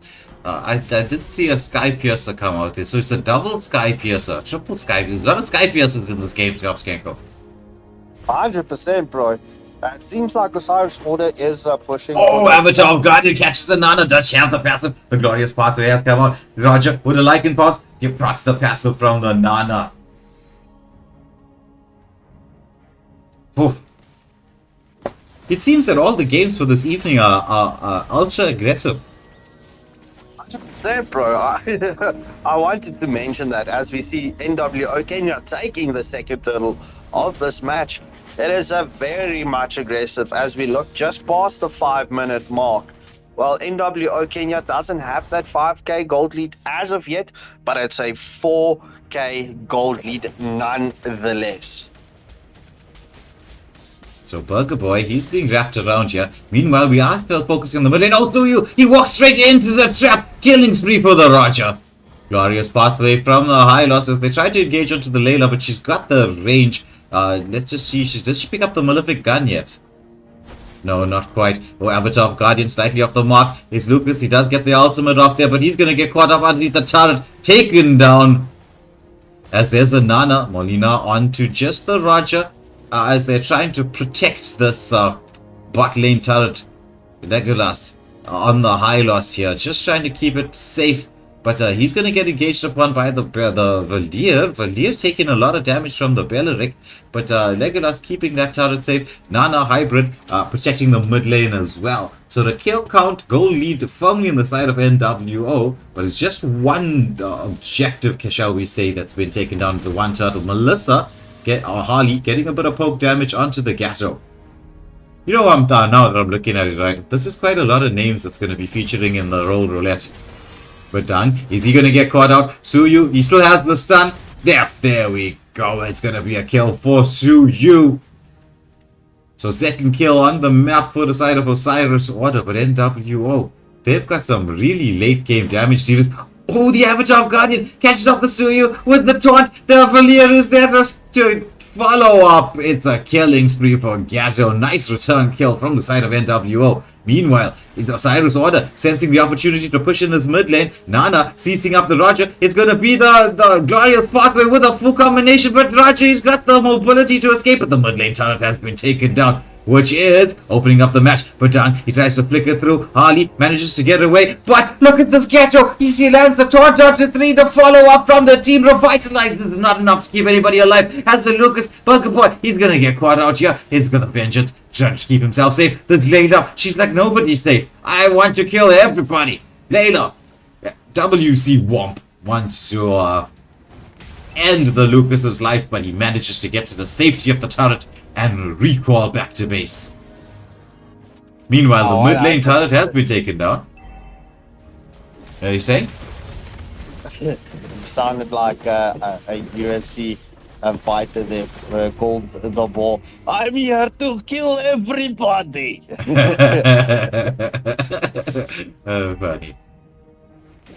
Oh, engagement here. The CC comes through. The Avatar of Guardian. But oh, Lucas, Burger Boy, they're trying to escape the attention of Roger. He's just too quick. Suyu, he's getting engaged on the jungle. But what a setup there from the Nana. Shutdown kill for Nana on the Gatto. As we see, Roger wants to try and dive in here onto the Suyu, onto the turret. But oh no, Suyu, he's just got the waves and everything on his side. So he just so they opt against going through with that plan or potential plan.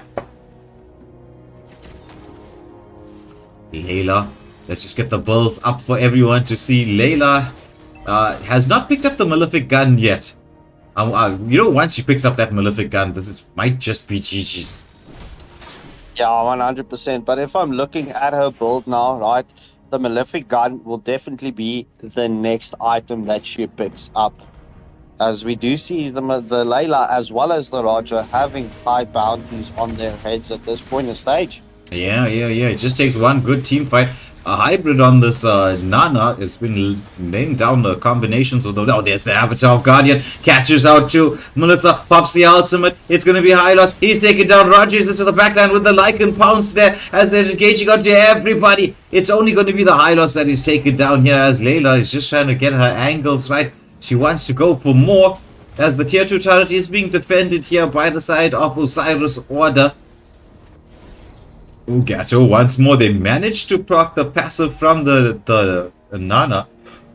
And so that's tier 2 turrets taken down all across the board. And with 7 seconds to the Lord now, NWO Kenya in pole position.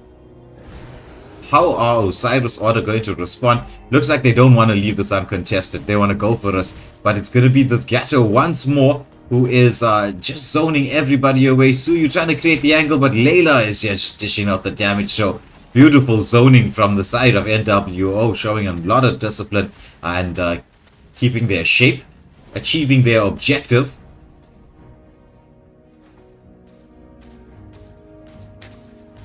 But this is something I'm not a fan of when you have the Lord, you know, pushing your mid lane wave. Yeah, side lanes, bro, side lanes. But it's all depending on where the Lord spawns, I suppose.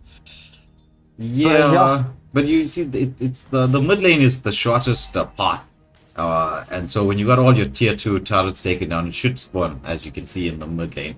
And when you push the wave now, then as you can see, the top and bot lanes are really slow to make their way through. So you can see the Lord is making his way through, but the other waves are still far behind. Oh, look at the damage onto the Lucas. There's the Avatar of Guardian. Doesn't manage to catch onto anybody, but zones everybody away. The Roger, he's into the backline. The mid lane turret has been taken down. NWO, they're feeling themselves here. It's a mega kill for the Layla. She's hurting really badly now. The base is open. The lock is on. The game is gone in the favor of NWO Kenya. GG's well played to both teams. Unfortunately, the Lucas and the Suyu didn't get it just right for Osiris Order in this first match. But nonetheless, as we jump into the second round, will Osiris Order get the return here, or will NWO take this in a clean sweep, dominant fashion?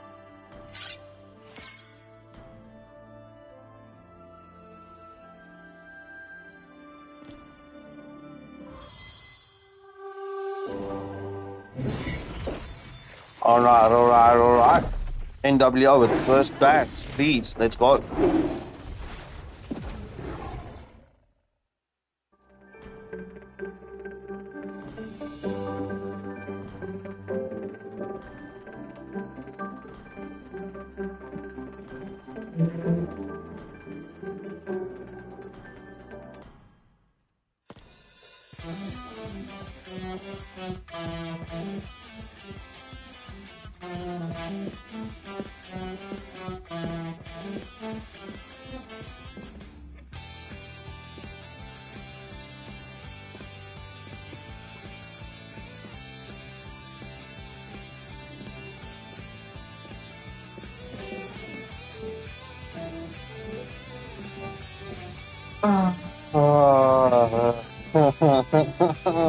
People, people. I want the band, not chat banter.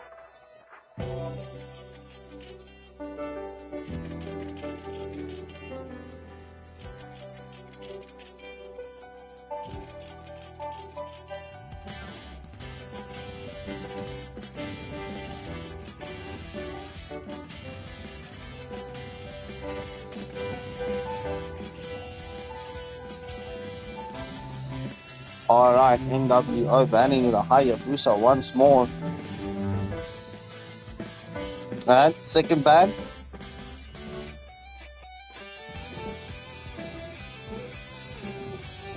The Zushin. So it's the Hayabusa and the Zushin ban for the side of NWO. Osiris Order, bans please.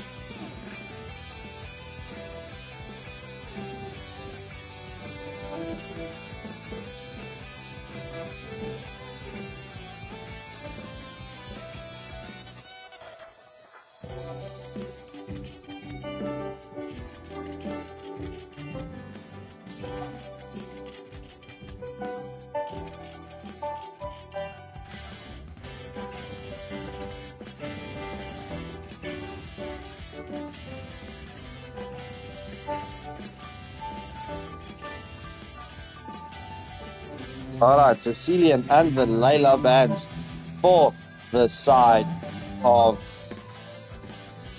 Osiris Order. And off we go. Good luck and have fun to both teams.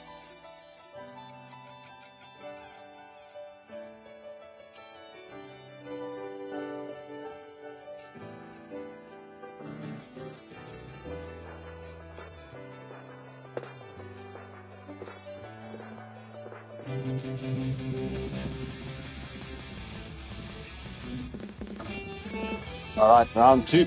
We've got WO Kenya up against the Osiris Order. NWO having the first victory on Osiris Order, as we see. Well, I'm going to stick to potato for the side of NWO with a third ban.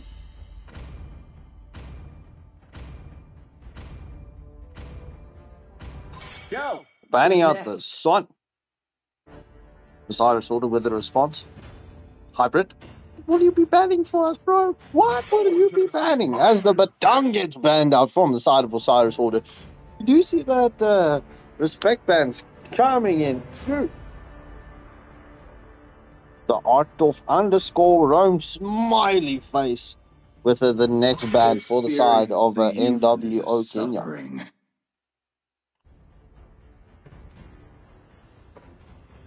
Banning out the Granger Apocalypse, a substitute for the side of Osiris Order. Who said there are Banning no out the shortcuts chat. in life? I literally invented one. So leaving NWO Kenya with their Matilda pick as Marshmallow picks up the Garagacho once more.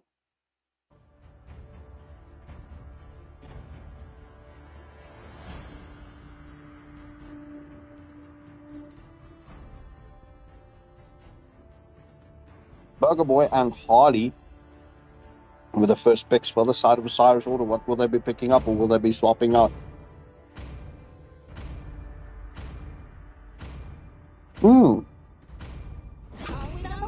Hybrid picking up the Matilda and Harley on the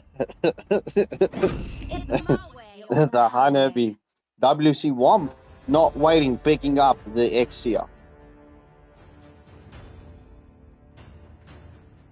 The Exia is not a very good pick up against the Honeybee, but if you are patient enough and get the Honeybee's second skill and the Aegis pop,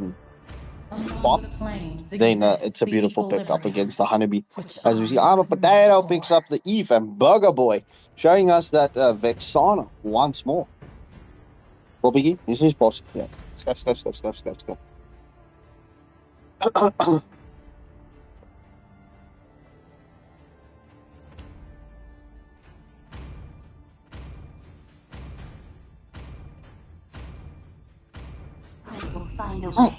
Burger Boy definitely settling on that Vexana.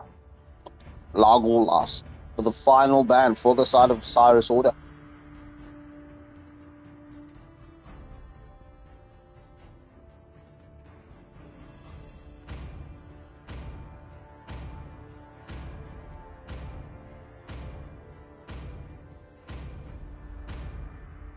I see lots of prey.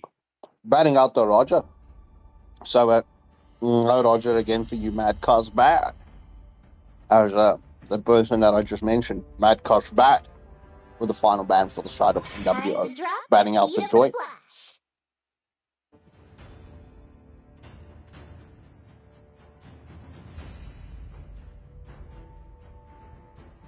What will Apocalypse be bringing us into the battlefront here?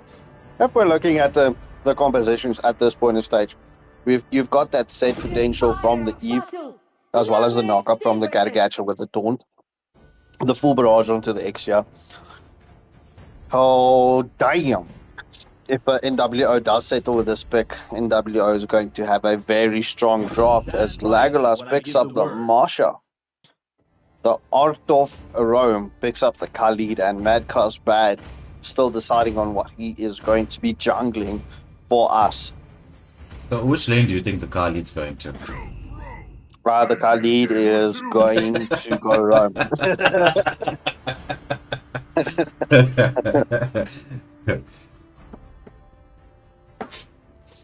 And Bowman for the jungle for the side of NWO Kenya. Apocalypse, bring us that link, bro. Bring us that link.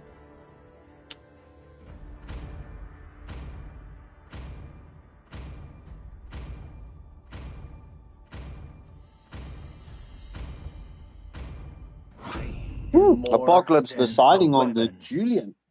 So as we head into the second batch viewers, which side of the draft are you favoring?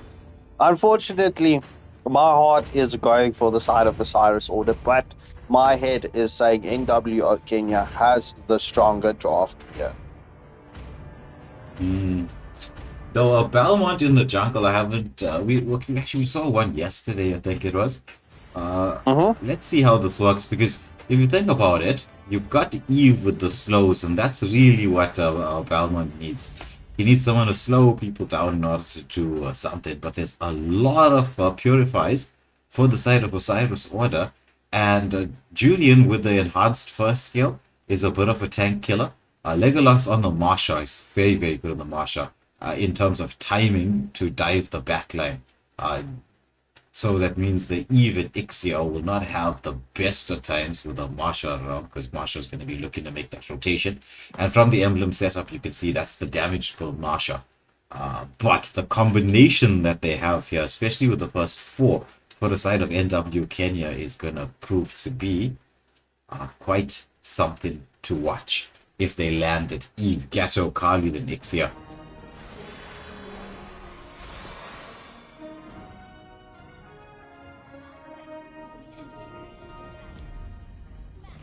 The Garagacha just hanging a bit behind into the... Oh, there he goes.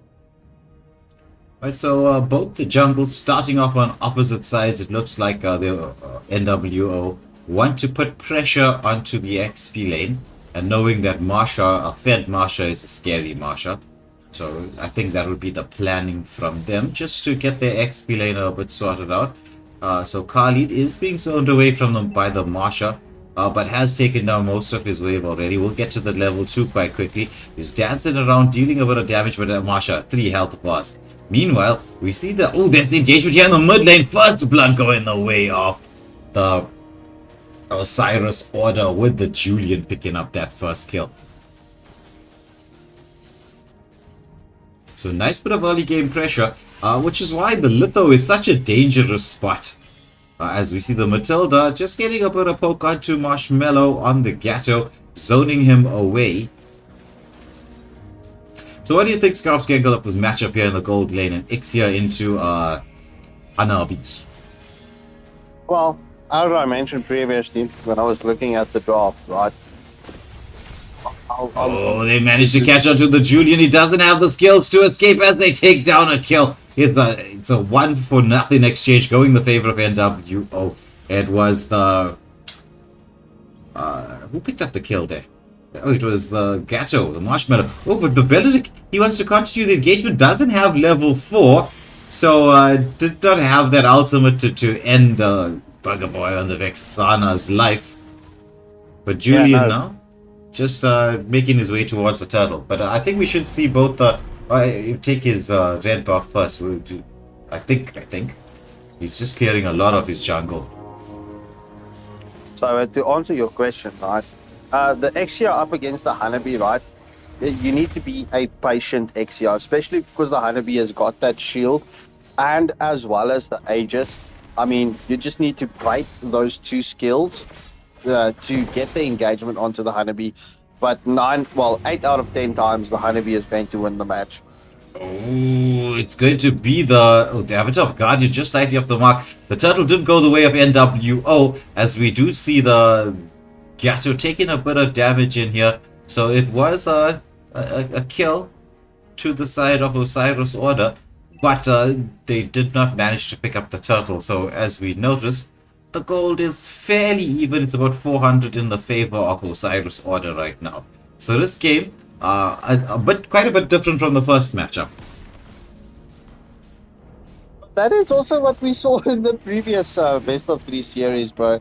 That first matchup is very aggressive. The second matchup is a bit more disciplined, and then the third one is very super aggressive. Yeah. So possibly going into the third game, this one.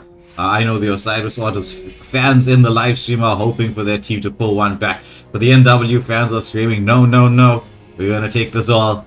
Two to nothing. There's the engagement onto the Gatto. He manages to escape. There's the Gatto going back in with the Avatar of Guardian. But the Ixia underneath the turret is taken down. Whoa! Apocalypse almost escaped. There's Eve with the ultimate here. As the follow-up is coming through from NWO. As they're going in onto Burger Boy. Do they have the skills to take him down? Yes, they do. They managed to get 2 kills in this exchange here.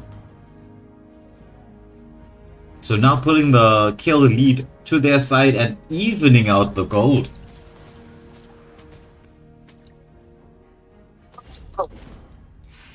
Yeah, 100%. As I'm very interested to see how this is going to play out after the 5-minute mark, as we hear the turtle spawning up in 10 seconds. Okay, so it looks like the side of Osiris Order not setting up for the turtle, just pushing the lane, allowing the Marsha to potentially rotate towards the turtle. Julian going back to clear his jungle as Vexana and Hanabi are being zoned away. Hybrid on this Matilda scouting out for the team. Does see the Eve. Will she commit that Circling Eagle? It comes out here. Uses it a bit defensively. Hanabi is just doing a bit of poke damage in there. As Julian, Apocalypse, staying in position. WC1 on the Ixia, pulling the turtle towards his team side. It's Marshmallow going in there. There's the full barrage landing onto the Vexana. She gets the Eternal Guard off, but Eve with the ultimate managing to secure the kill. There's the Avatar of Guardian that comes in there. Doesn't manage to catch anybody but Eve. She's slowing everybody down. The Aegis comes out from the Navi. She doesn't have the damage quite yet as Ixia is chasing it down. Oh my goodness, Julian avoiding everybody's attention and managing to escape. But he wants to continue in here. It's the double kill for the Julian. Can he basically attack everybody to death? Oh my goodness, the shield comes through here as they're trying to keep the Navi alive. They manage to take the Navi down. That's 4 kills. With the solo kill on the goal on the XP lane for the Marsha as she takes down the first turret of the game. Game has swung in the favor of Osiris Order. Yeah, just before the 6-minute mark, we do see Osiris Order having that 2k gold lead, as well as the tier 1 turret to the advantage with the 2 kill deficit as well. Well, Barrage comes out from the Ixia, trying to be used defensively, but Hanabi, she just wants to take this turret. Oh, there's so much damage coming through. Oh, but what an Eternal Guard from the Vexana! The shield did proc from that. If you see what Hanabi built as her first item, you can see Zero's gold meteor. Oh, there's the Beleric. He's trying to engage onto everybody. The Circling Eagle does come out. Vexana is caught out. She's going to be taken down here. Is there the follow-up from the team coming through here? There's a lot of damage being dealt all the way across the board. Julian, he's in there. Marsha trying to get the engagement onto somebody. Oh my goodness, it's just a 1-for-nothing exchange, but look at how low everybody is. Oof. It sounds like you were in that fight, bro. Quite intense, quite intense. Mid lane being pushed in, there's Khalid coming in with the defense. The enhanced second skill used by the Julian to escape the attention, and Nabi coming in with the last final hits, taking down the mid lane turret. So in terms of map control, it is firmly in the side of Osiris Order. The kill count as well, and they have built up 2.5k gold lead in their favor. So things for the side of Osiris Order looking a bit good. But NWO, they do have that beautiful combination play. Will they be able to take the series 2-0? Or will Osiris Order be able to continue with the advantage that they have? Circling Eagle comes out here onto the Ixia. She's going to get stunned up. And now she has to pop the Aegis. But look at the combo coming through from NWO as they take down 2. Hunting for the 3rd. There's the engagement onto the Vexana. She's been deleted from the equation. But through all of this, the Lord does go to the side of Osiris Order. However, the Marsha is being engaged a bunch. Still has 2 health bars left. Is being melted down quite quickly. The knock-up from the Julian doesn't manage to catch anybody except for the wave. Which is what his target was. He wanted to get that wave cleared. Uses the second skill to escape the ultimate of the Valmont.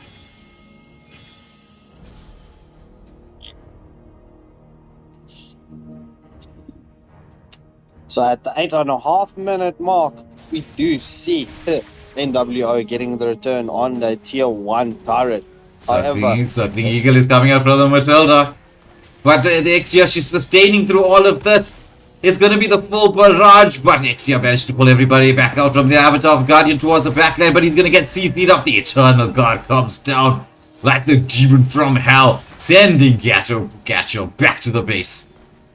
that is 2 ults that just completely missed for NWO Kenya. Yeah, that's the thing with these high skill outs. High skill, high reward. But if you miss it, oh, you're in no man's land. Look at this, the Masha picking up the Sky Piercer, bro. Yeah, she's gonna start hurting. Well, with a Marsha, when you play a Marsha is all about split push, and then all of a sudden comes makes the rotation towards the back line.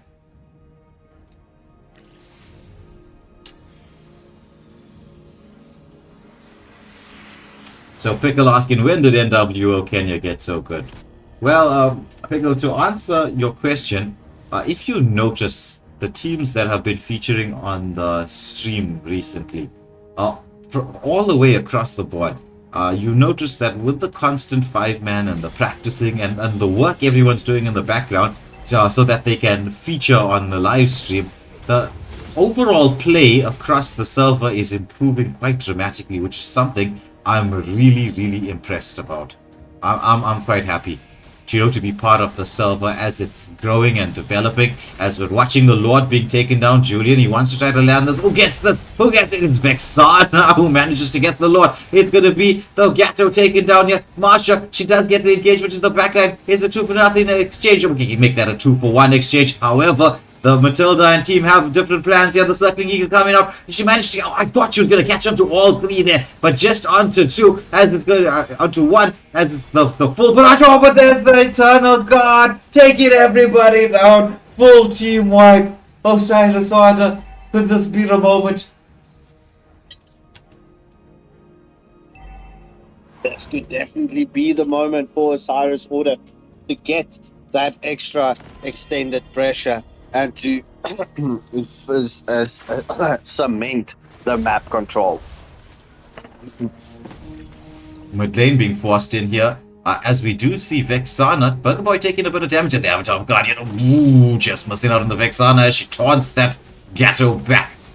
But we do see NWO getting the defense out and running for their team. The Lord is taken down in double quick time here on this gold lane side. Still a lot of skills available. Gatto is the only one who's a bit low. As we do watch Osiris Order trying to get this wave pushed in here, but Khalid stopping it from even getting close to exploding the shield. But it should pop here with this next wave. So all the shields on the tier 3 turrets have been taken down, but the team did spawn in time to get mounted defense, so they will be able to keep their tier 3 turrets up, which is something. But the map control right now, firmly in the side of Osiris Order, it's all about how they're going to use it to their advantage.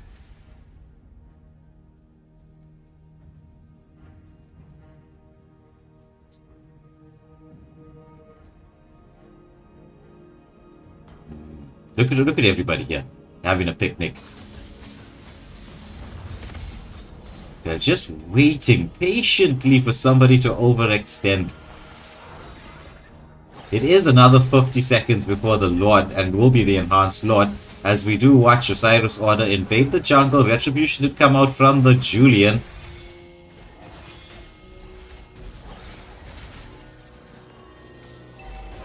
Gatto, he jumps in there but decides to disengage, takes a lot of damage there from the Vexana Hanabi combination.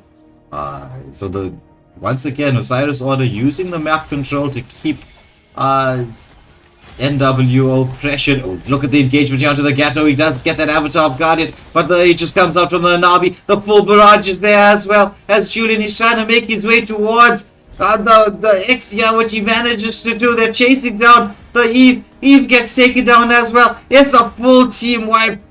It's only the Burger Boy on the Vexana that was taken down, but the waves are not quite here.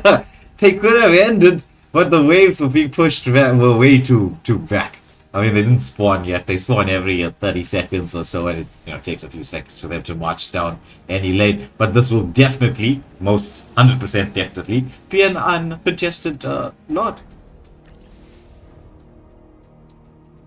Not often in life you get to say something with 100% certainty. Not often in life, you say. There's always a percentage chance that it won't go that way. But with the entire enemy team dead, it's like, unless the minions decide they come into contest for the Lord,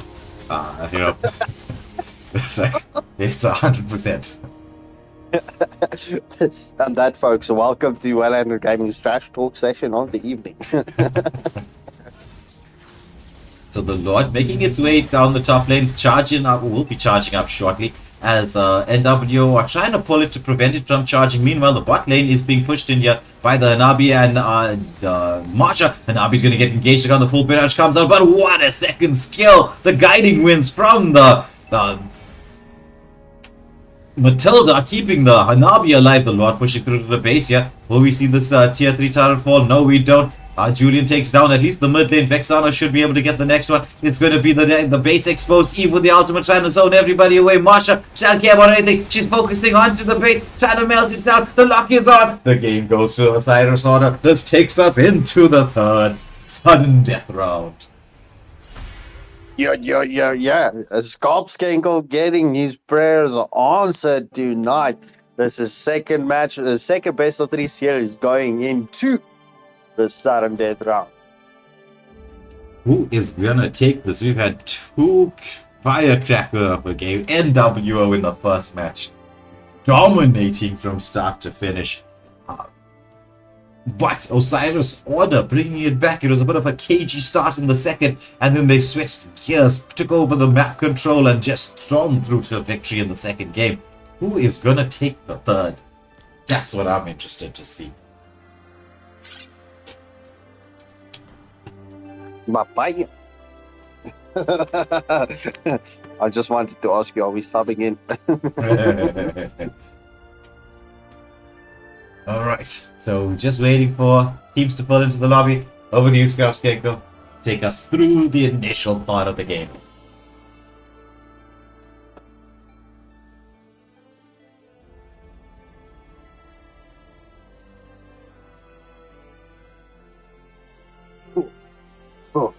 What is it good for? Absolutely nothing. What is it good for? Absolutely nothing. As Osiris Order bans out the Layla and the Cecilia. NWO bans.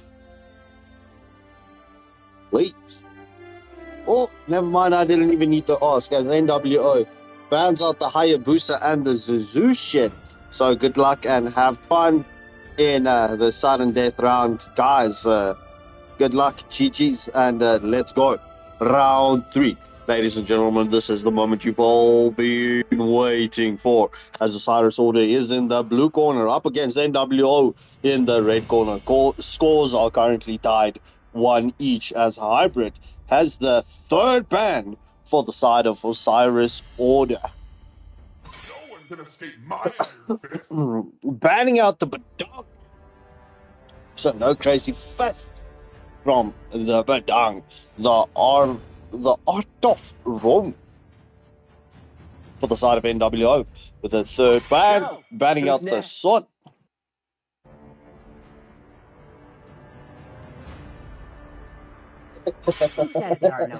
SA English is like English just bought on Wish.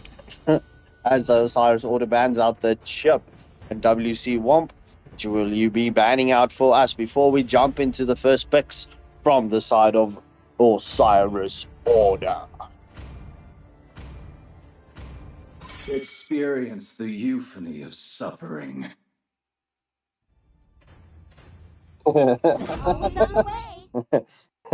As we see NWO banning out the Granger, Hybrid picking up the Matilda for the side of Osiris Order. Oh, Mad Curse Bad, showing us that Roger, it seems like he will be picking up the... Why you gotta do that to me, bro? You gotta do that. Please, if you do watch the stream, I need an answer. Please type it in the in the comments. As WC Womp picks up the Exia and Mad Curls Bayard picks up the Yin. So we will be seeing that the expansion domain coming in from the Yin. Legolas picking up his Masha once more. Harley showing us the Honeybee had success against the Exia, like I mentioned in the previous match. The Art of Rome with their own pick for the side of NWO Kenya.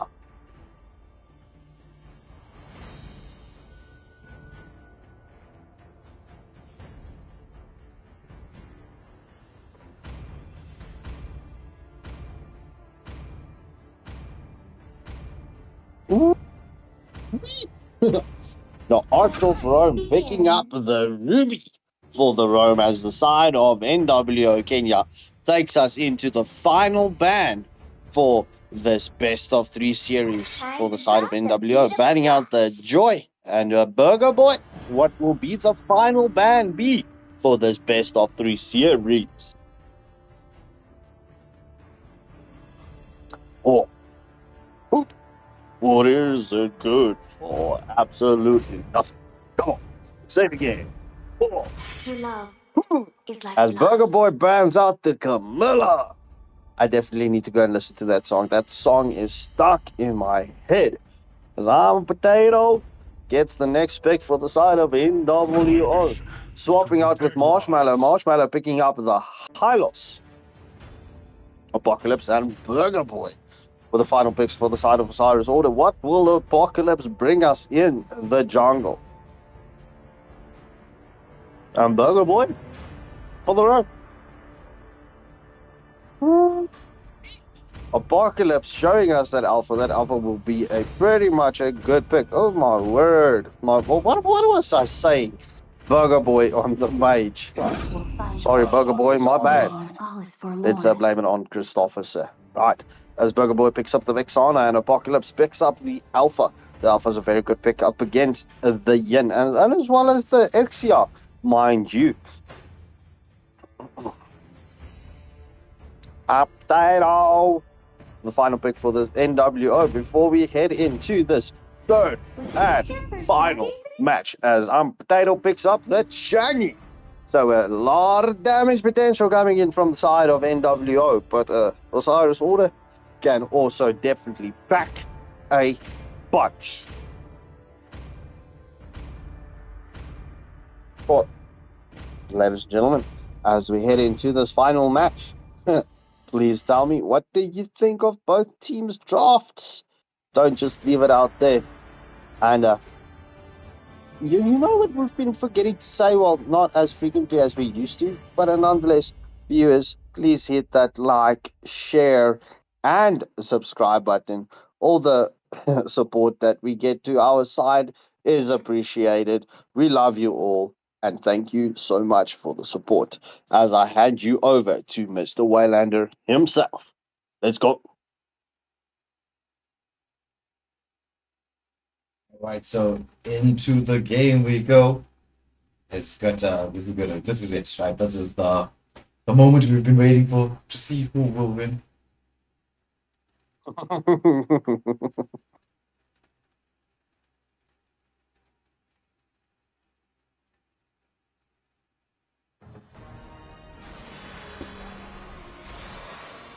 Alright, so who's gonna take this? Is it gonna be Osiris Order? Will this be New World Order? Well, let's get into the matchup to see.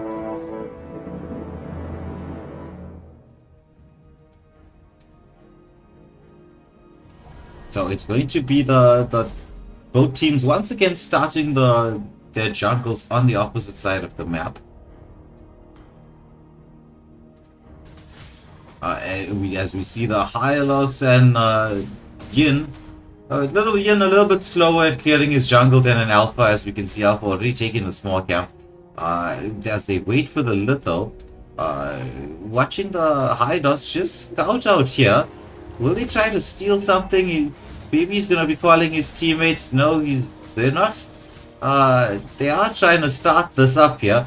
So it's going to be a 3v2 situation, but they decide to disappear as that actually kind of helped Alpha take his buff faster. Yeah, 100%. So Revitalize comes out from the Hylos as Matilda drags the team in here. It's going to be the Spear of Alpha. Will we get to see it? Spear of Alpha comes out, first blood onto the Hylos. The Matilda Alpha combination, one of the strongest in the game.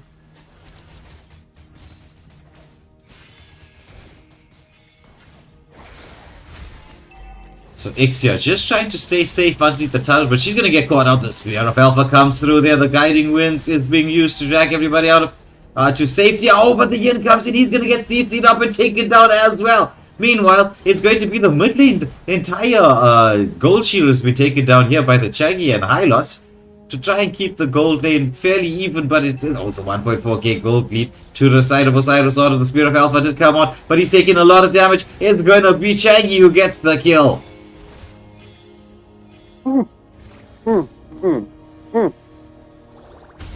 Hylos engaging onto the Matilda, but she gets sucked into another realm by the Yin. She does have the mobility to escape his attentions as she's trying to dance around. It's going to be the... Oh, there's the stun, there's the follow-up as they manage to get the kill.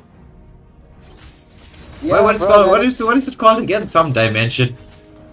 Expansion domain. Expansion domain. There's the Marsha. She's trying to do a lot of damage onto the Hylos. Takes down the Hylos. She's continuing the engagement, but she's going to kill it herself. It's the Spear of Alpha coming through there, managing to take down the Yin. But it's going to be the Ruby and the Chaggy who are busy CCing up this Alpha, but he has the ability to sustain. Matilda coming in, providing the shield as everybody has to escape the flicker coming through to get to safety by the Ruby. But this mid lane turret has fallen at a very early stage in the game. Yeah, but it's at the 3-minute mark. I mean, like, what? Is the Osiris Order not... Are they just chasing the kills and not worried about map control at this point in stage? Are they trying to prove a point? Oh my goodness. Kill underneath the turret. Full barrage was committed by the Ixia, but she got blown up there by the Eternal Guard from the Vexana. But Yin, he's got that expansion domain back up once again. He's waiting for the perfect angle. Our shooting star press comes out there. As Yin, he's waiting for the target. Who's he gonna get? It's a Navi. If she does have... Oh my goodness, she has the Wind of Nature to try and stay alive. Well, but we do see 2 kills have been taken down there. Navi, she manages to try to survive as long as she can. It's a 2-for-2 exchange over the Vexana. Engaging onto the Chaggy. Shutdown kill for Burger Boy. Make that a 3-for-2 exchange to the side of the Osiris Order. Yeah. Yeah. Oh, with that shutdown. Oh. And a turret taken in response. But meanwhile, there's an engagement here onto the Ruby, but she escapes everything. Both the Marsha and Spear of Alpha not landing. But there's a combination going here on these as the Yin and Chaggy manage to take down the Matilda. This game is could go either way. Yeah, bro. So hot in here.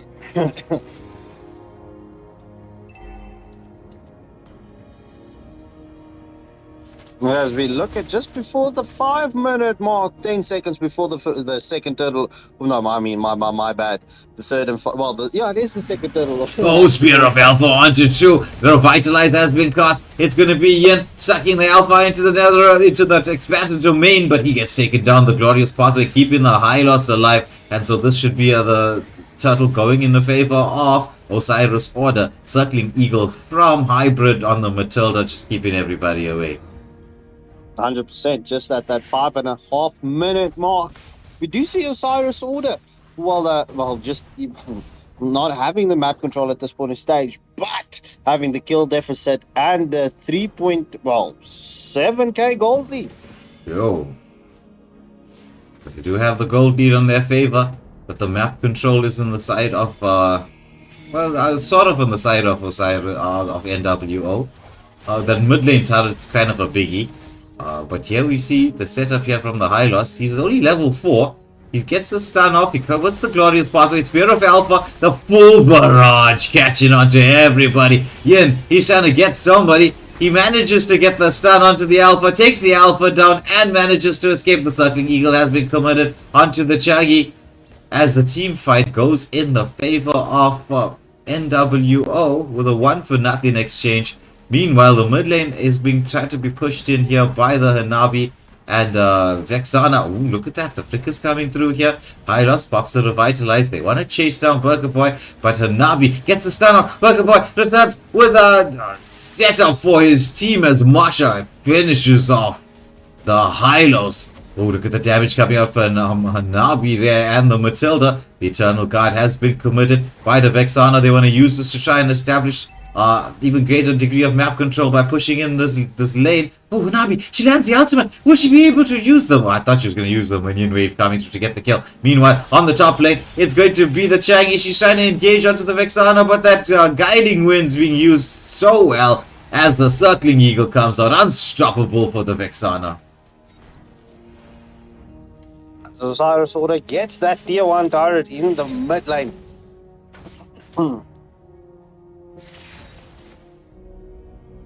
And the third and final turtle has pulled up. Osiris Order just establishing or continuing their gold lead.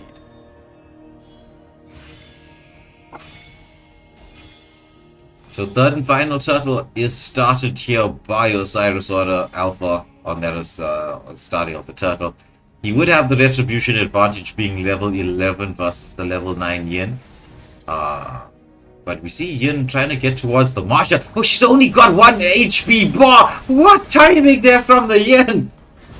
Spear of Alpha comes out here onto the Changi, but she manages to get to safety. The Glorious Pathway comes out, the Revitalize as well. They're trying to CC up this Alpha, but he is sustaining through so much damage. Changi does commit the ultimate as they get 2 kills here in the bot lane. Meanwhile, it was the Ixia taken down on the top lane. This bot lane turret is being pushed in here. They're going to try and CC up this Matilda. She tries to use that Purify to get to safety. Look at the Honeybee, she's pushing that tier 2 turret. And she gets that tier 2 turret. So Harley on the Hanabi.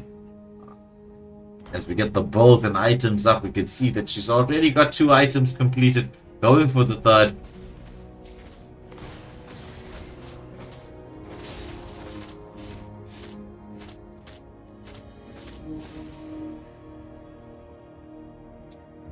Both teams, they're being a little bit more patient this time around, knowing that this is the do or die moment. This is the third and final game. Winner takes it all, as we say.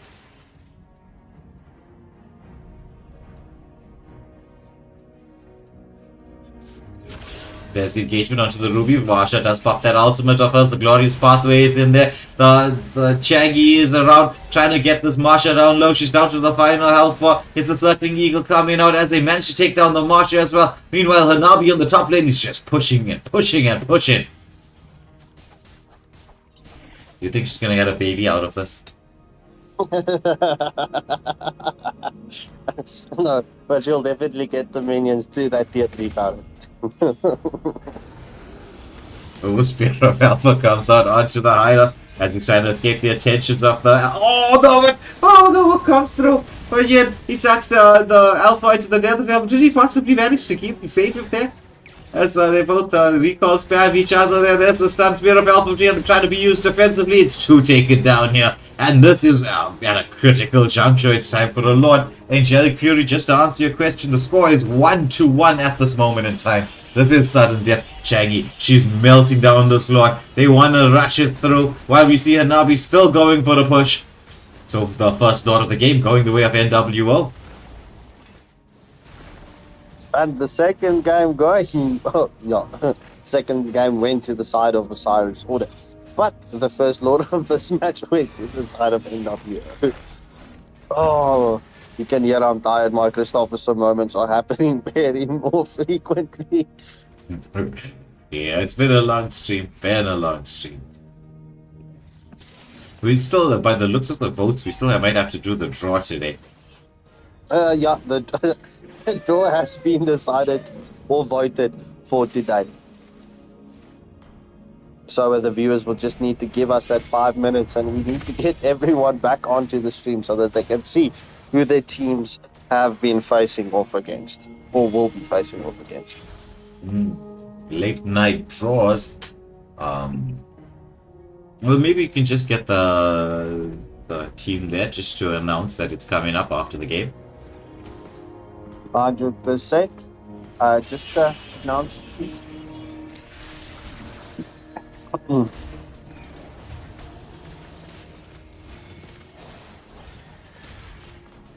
Ooh, look at the damage coming through from the Ixia. 1 HP escapes for the Vexana. Meanwhile, Marsha trying to engage here onto the Ruby. He pops that ultimate over. Ruby uses the flicker defensively. But again, once more, it's the 1 bar left. Yin gets the timing. But Marsha goes for it. But it's killing spree for the Yin. He's so low. He's taken down by the Alpha. Shut down for the Alpha.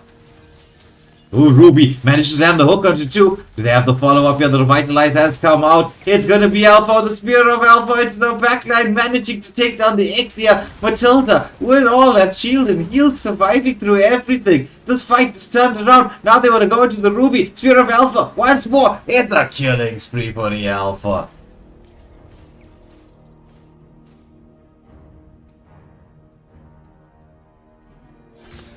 Oh, this game is just going back at front.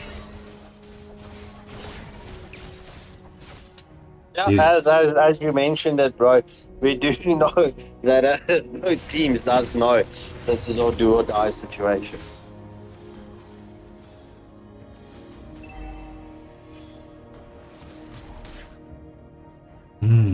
It's 25 seconds to this next Lord. Could this be the Lord that one of these two sides can use to end it all?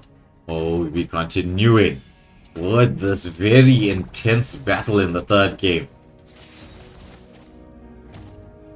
And just waiting there by that door, in that bush. Yeah, he's waiting for somebody to make the mistake. There's the Vexana. Is he gonna go for it? Ah, she pops that Purify. But he does have the damage to basic attack it to death.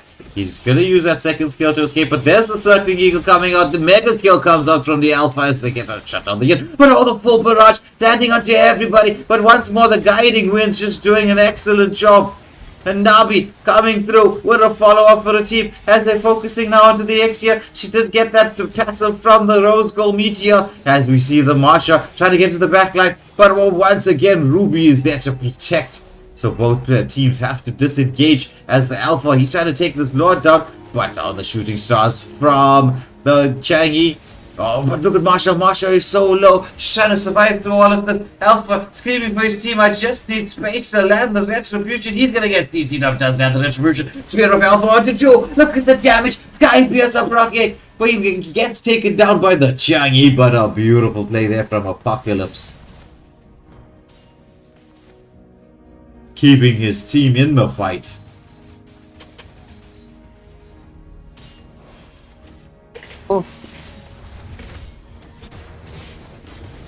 Oh, look at that Eternal Guard from the Vexana. She's gonna try to sort out the hit all on her own, but she gets to it. You know, he manages to get the kill. And the guy that the ult of the Vexana. Yeah.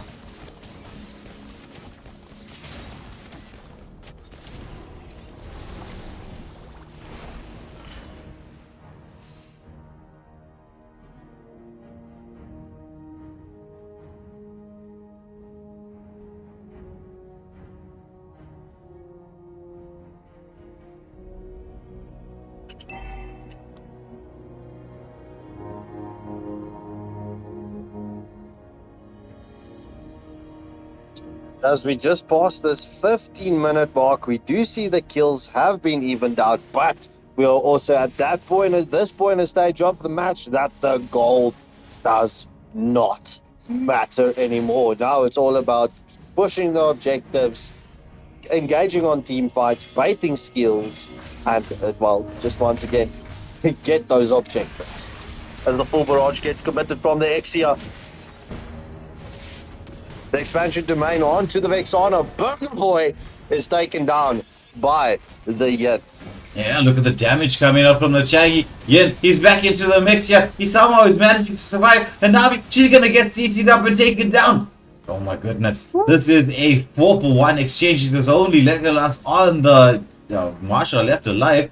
As NWO, they're pushing their way through to try to take this the game. They sense the opportunity. It's still another 15 seconds. Plus they've got the X here. They just gotta protect this minion. Marsha wants to go in onto the minion, but she's gonna get engaged upon. It's the Ruby trying to create the space. Ixia with a lockout here. Marsha wants trying to get the minion, but there is no way, no how. New World Order Kenya taking this 2-1 in a very, very dramatic third game. Yeah, GG's well played to both teams. Thank you to, well, all the matches going into that sudden death round.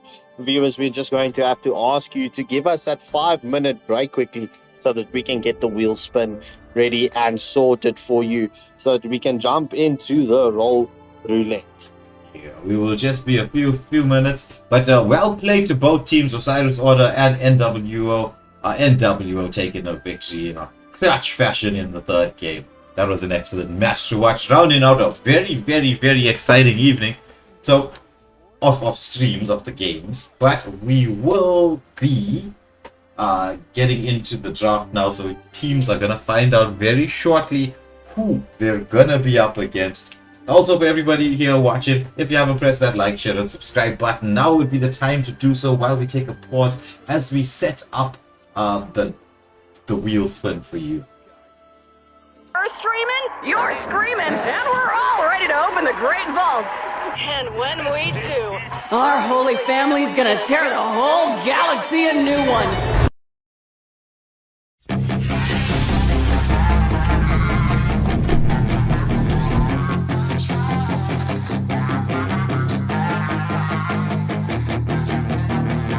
Yeah, she's got some nice long hair, and you know that she's a bad chick. All the boys stare, can't help it, it's a habit. Clothes that she wears, short skirt and a jacket. I just wanna get her all alone on a mattress. I just wanna have it, I just gotta have it. Rumors all around say her body is fantastic. All natural, not a piece of fur is plastic. Head to her toes, yeah, they say that she's a latch. Yeah, the whispers all around say she has a reputation. Don't believe it till I see it, so I want a demonstration. And I've always learned it better with a hands-on education. So I need a private session, if you get what I am saying. And they say that she's not easy, no, she's really complicated, but that only makes it better, and it's got me so fixated. And I'm not the type to wait around, I've never hesitated, but she's got me captivated, so the game, I'm gonna play it, yeah.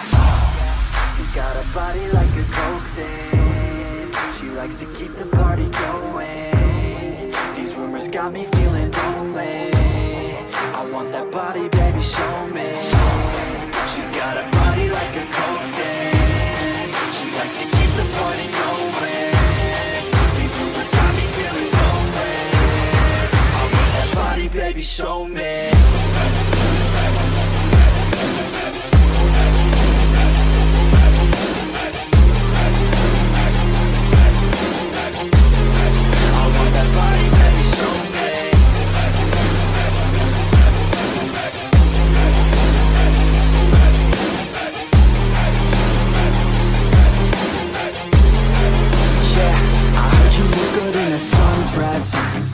I heard you look good when you're undressed.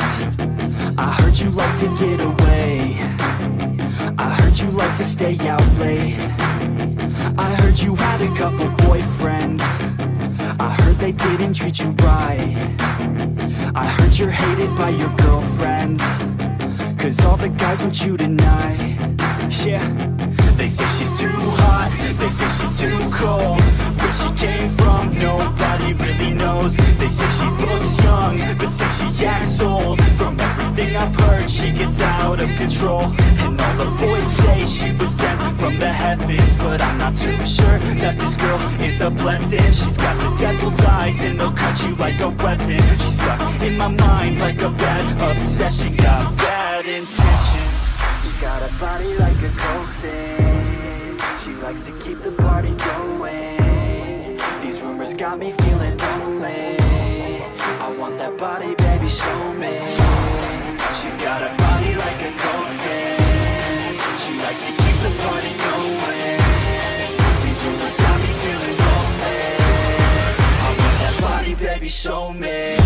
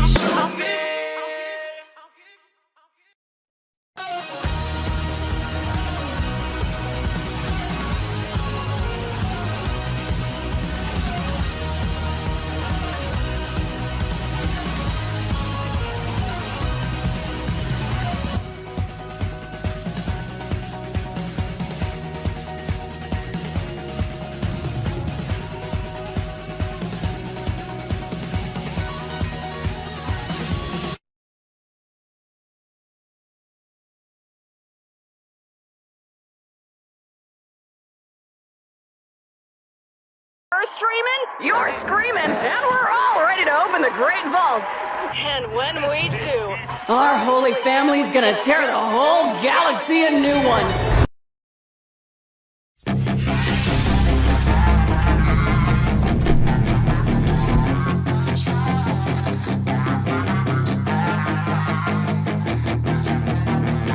Yeah, she's got some nice long hair, and you know that she's a bad chick. All the boys stare, can't help it, it's a habit. Clothes that she wears, short skirt and a jacket. I just wanna get her all alone on a mattress. I just wanna have it, I just gotta have it. Rumors all around say her body is fantastic. All natural, not a piece of fur is plastic. Head to her toes, yeah, they say that she's a latch. Yeah, the whispers all around say she has a reputation. Don't believe it till I see it, so I want a demonstration. And I've always learned it better with a hands-on education. So I need a private session, if you get what I am saying. And they say that she's not easy, no, she's really complicated. But that only makes it better, and it's got me so fixated. And I'm not the type to wait around, I've never hesitated. But she's got me captivated, so the game, I'm gonna play it, yeah. She's got a body like a coke thing. She likes to keep the party going. Rumors got me feeling lonely. I want that body, baby, show me. She's got a body like a coke fan. She likes to keep the party going. These rumors got me feeling lonely. I want that body, baby, show me.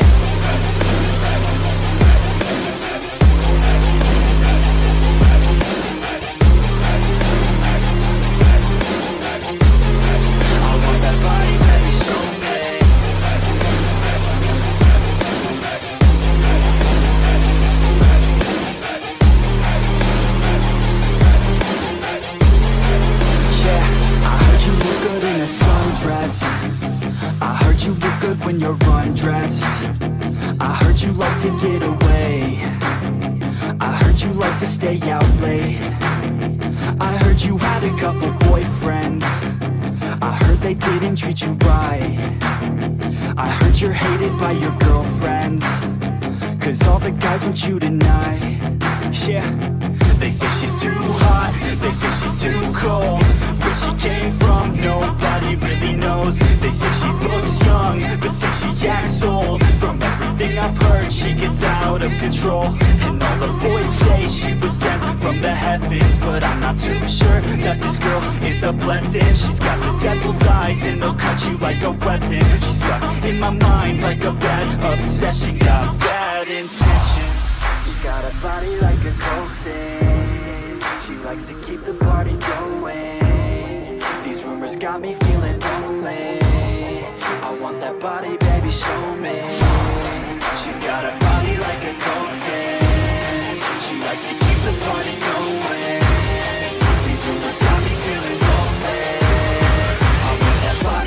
show me.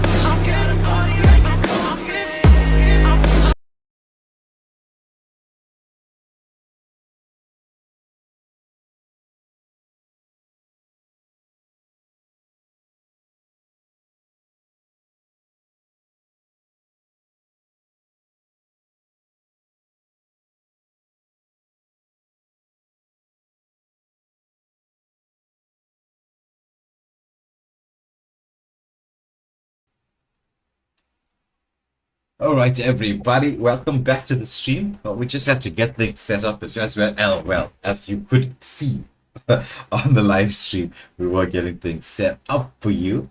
And we've got 12 teams in here. We're going to get through the spins. And I'm going to hand you over to Scarpscape. He's going to lead us through all the teams in here. With all their new team names, so we will say whether it's team 1 or team 2, etc., just in case. But I'm sure if you're watching, you know which team you're in, and but you want to know who you're up against, really, to be honest. So maybe we should just stick to telling them team 1, team 2, because they can actually go and check. Because we haven't released everybody's names officially just yet. No. So just in the wheel spin, you will see I did input team 1, team 2, team 3 with their names. So just to not get that confusion there and just skip it out of a bound. But just if everyone is looking at all these team names, I can 100% say that all of the teams were very creative when it came to their names and as well as the logos. So I do need to say thank you for all the appreciation and all the effort that was put in to the roll roulette. So the first spin, how this is going to work is the first spin, the first team that it lands on will be facing off against the second team, third team, etc., etc., etc. And the schedule will be released tomorrow as well. Well, we'll release the schedule of who's facing who, but we'll release the time schedules during the course of tomorrow, and then as well as just get an introduction video also updated, because there were actually a handful of replacements in, well, pretty much all the teams. Total replacements were 12 players. So I just also need to get all the player names also updated. However, without further ado, let's start the wheel spin. And the first team that it lands up on will be Team 2, Permanent Offliners Esports Squad. And they will be facing off against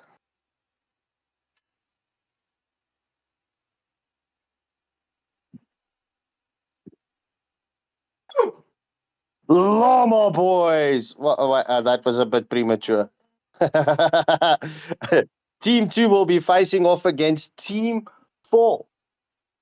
Sien dit, Norma? Team 2 versus Team 4. Ek sal die Norma update. Quattro Alright. Crew. Yes. So it's Team 2, Permanent Offliners Esports Squad, up against Team 4, which is the Quattro Crew. Alright. Then the next set of matches will be team number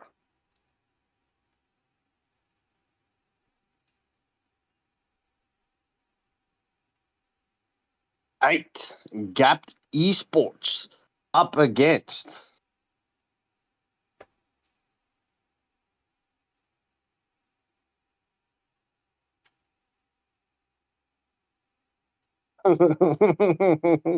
so that is Team 8 up against Team 9, the 69ers.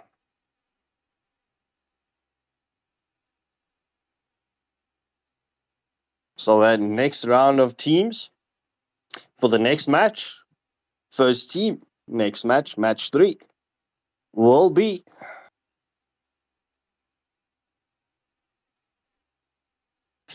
Phantom Force. And they will be facing up against 6.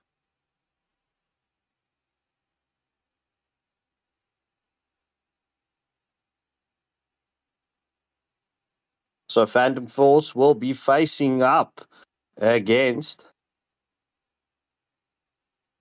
Team 9, the Nexus Navigators.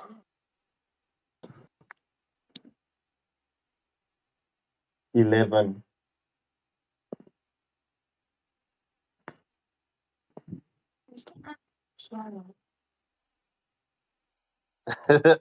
Mad's confusing the team name 69ers to the number 9. So just to reiterate, so the current matchup, it's Team 2 versus Team 4. That's the first match. Second match is Team 8 versus Team 11. Third match is Team 6 versus Team 9. And match 4 will be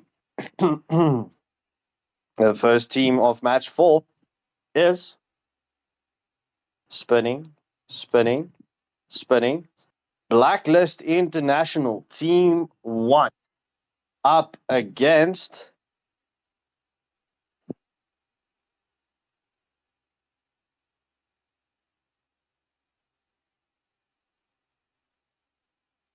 team number 5, Llama Boys. So as we jump into match 5, who will be the first team for match number 5?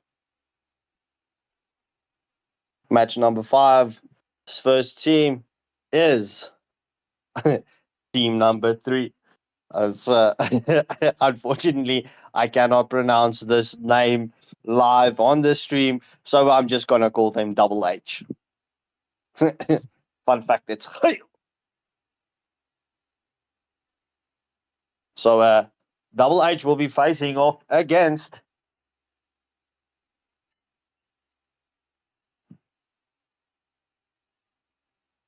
team number 10, the Sun Eaters.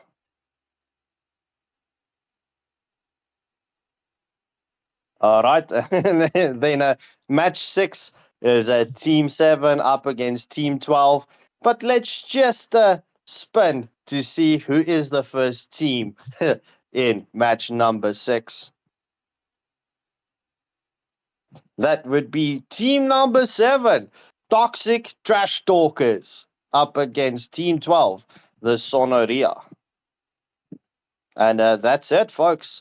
There's all 6 matches, 12 teams. Let me just reiterate the matchups.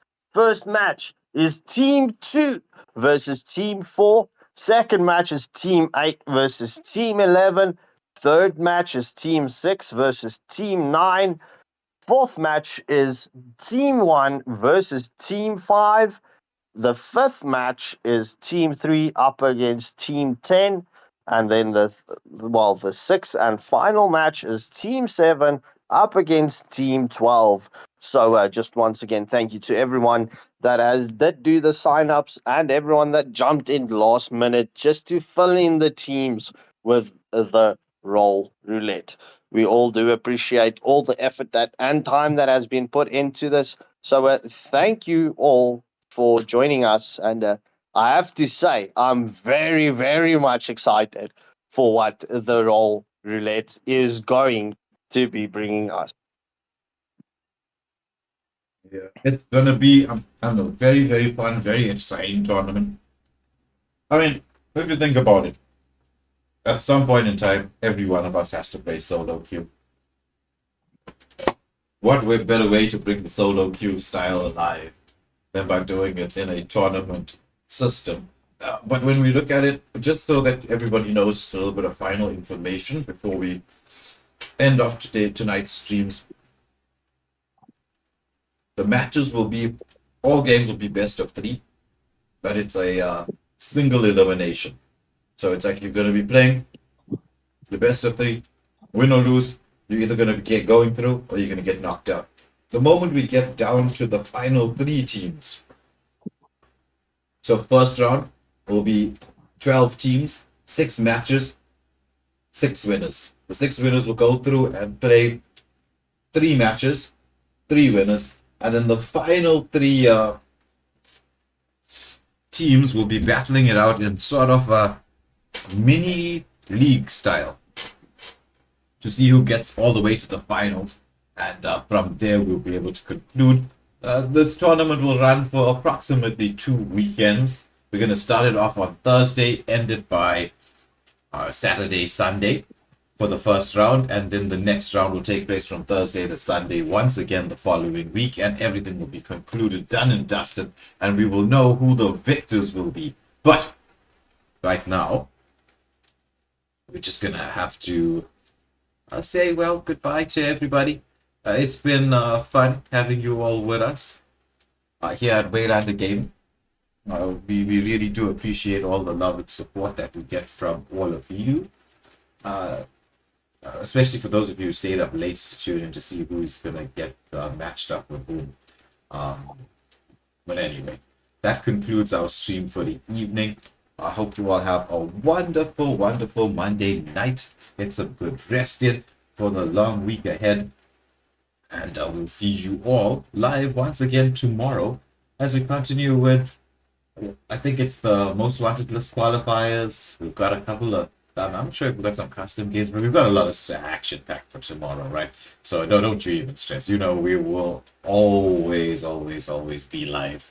That's the one thing you can guarantee. The sun will rise, Waylander Gaming is live. But for myself, Waylander, and Scarfscankle, this is going to be goodbye, good night. We will see you all tomorrow. Thank you for watching.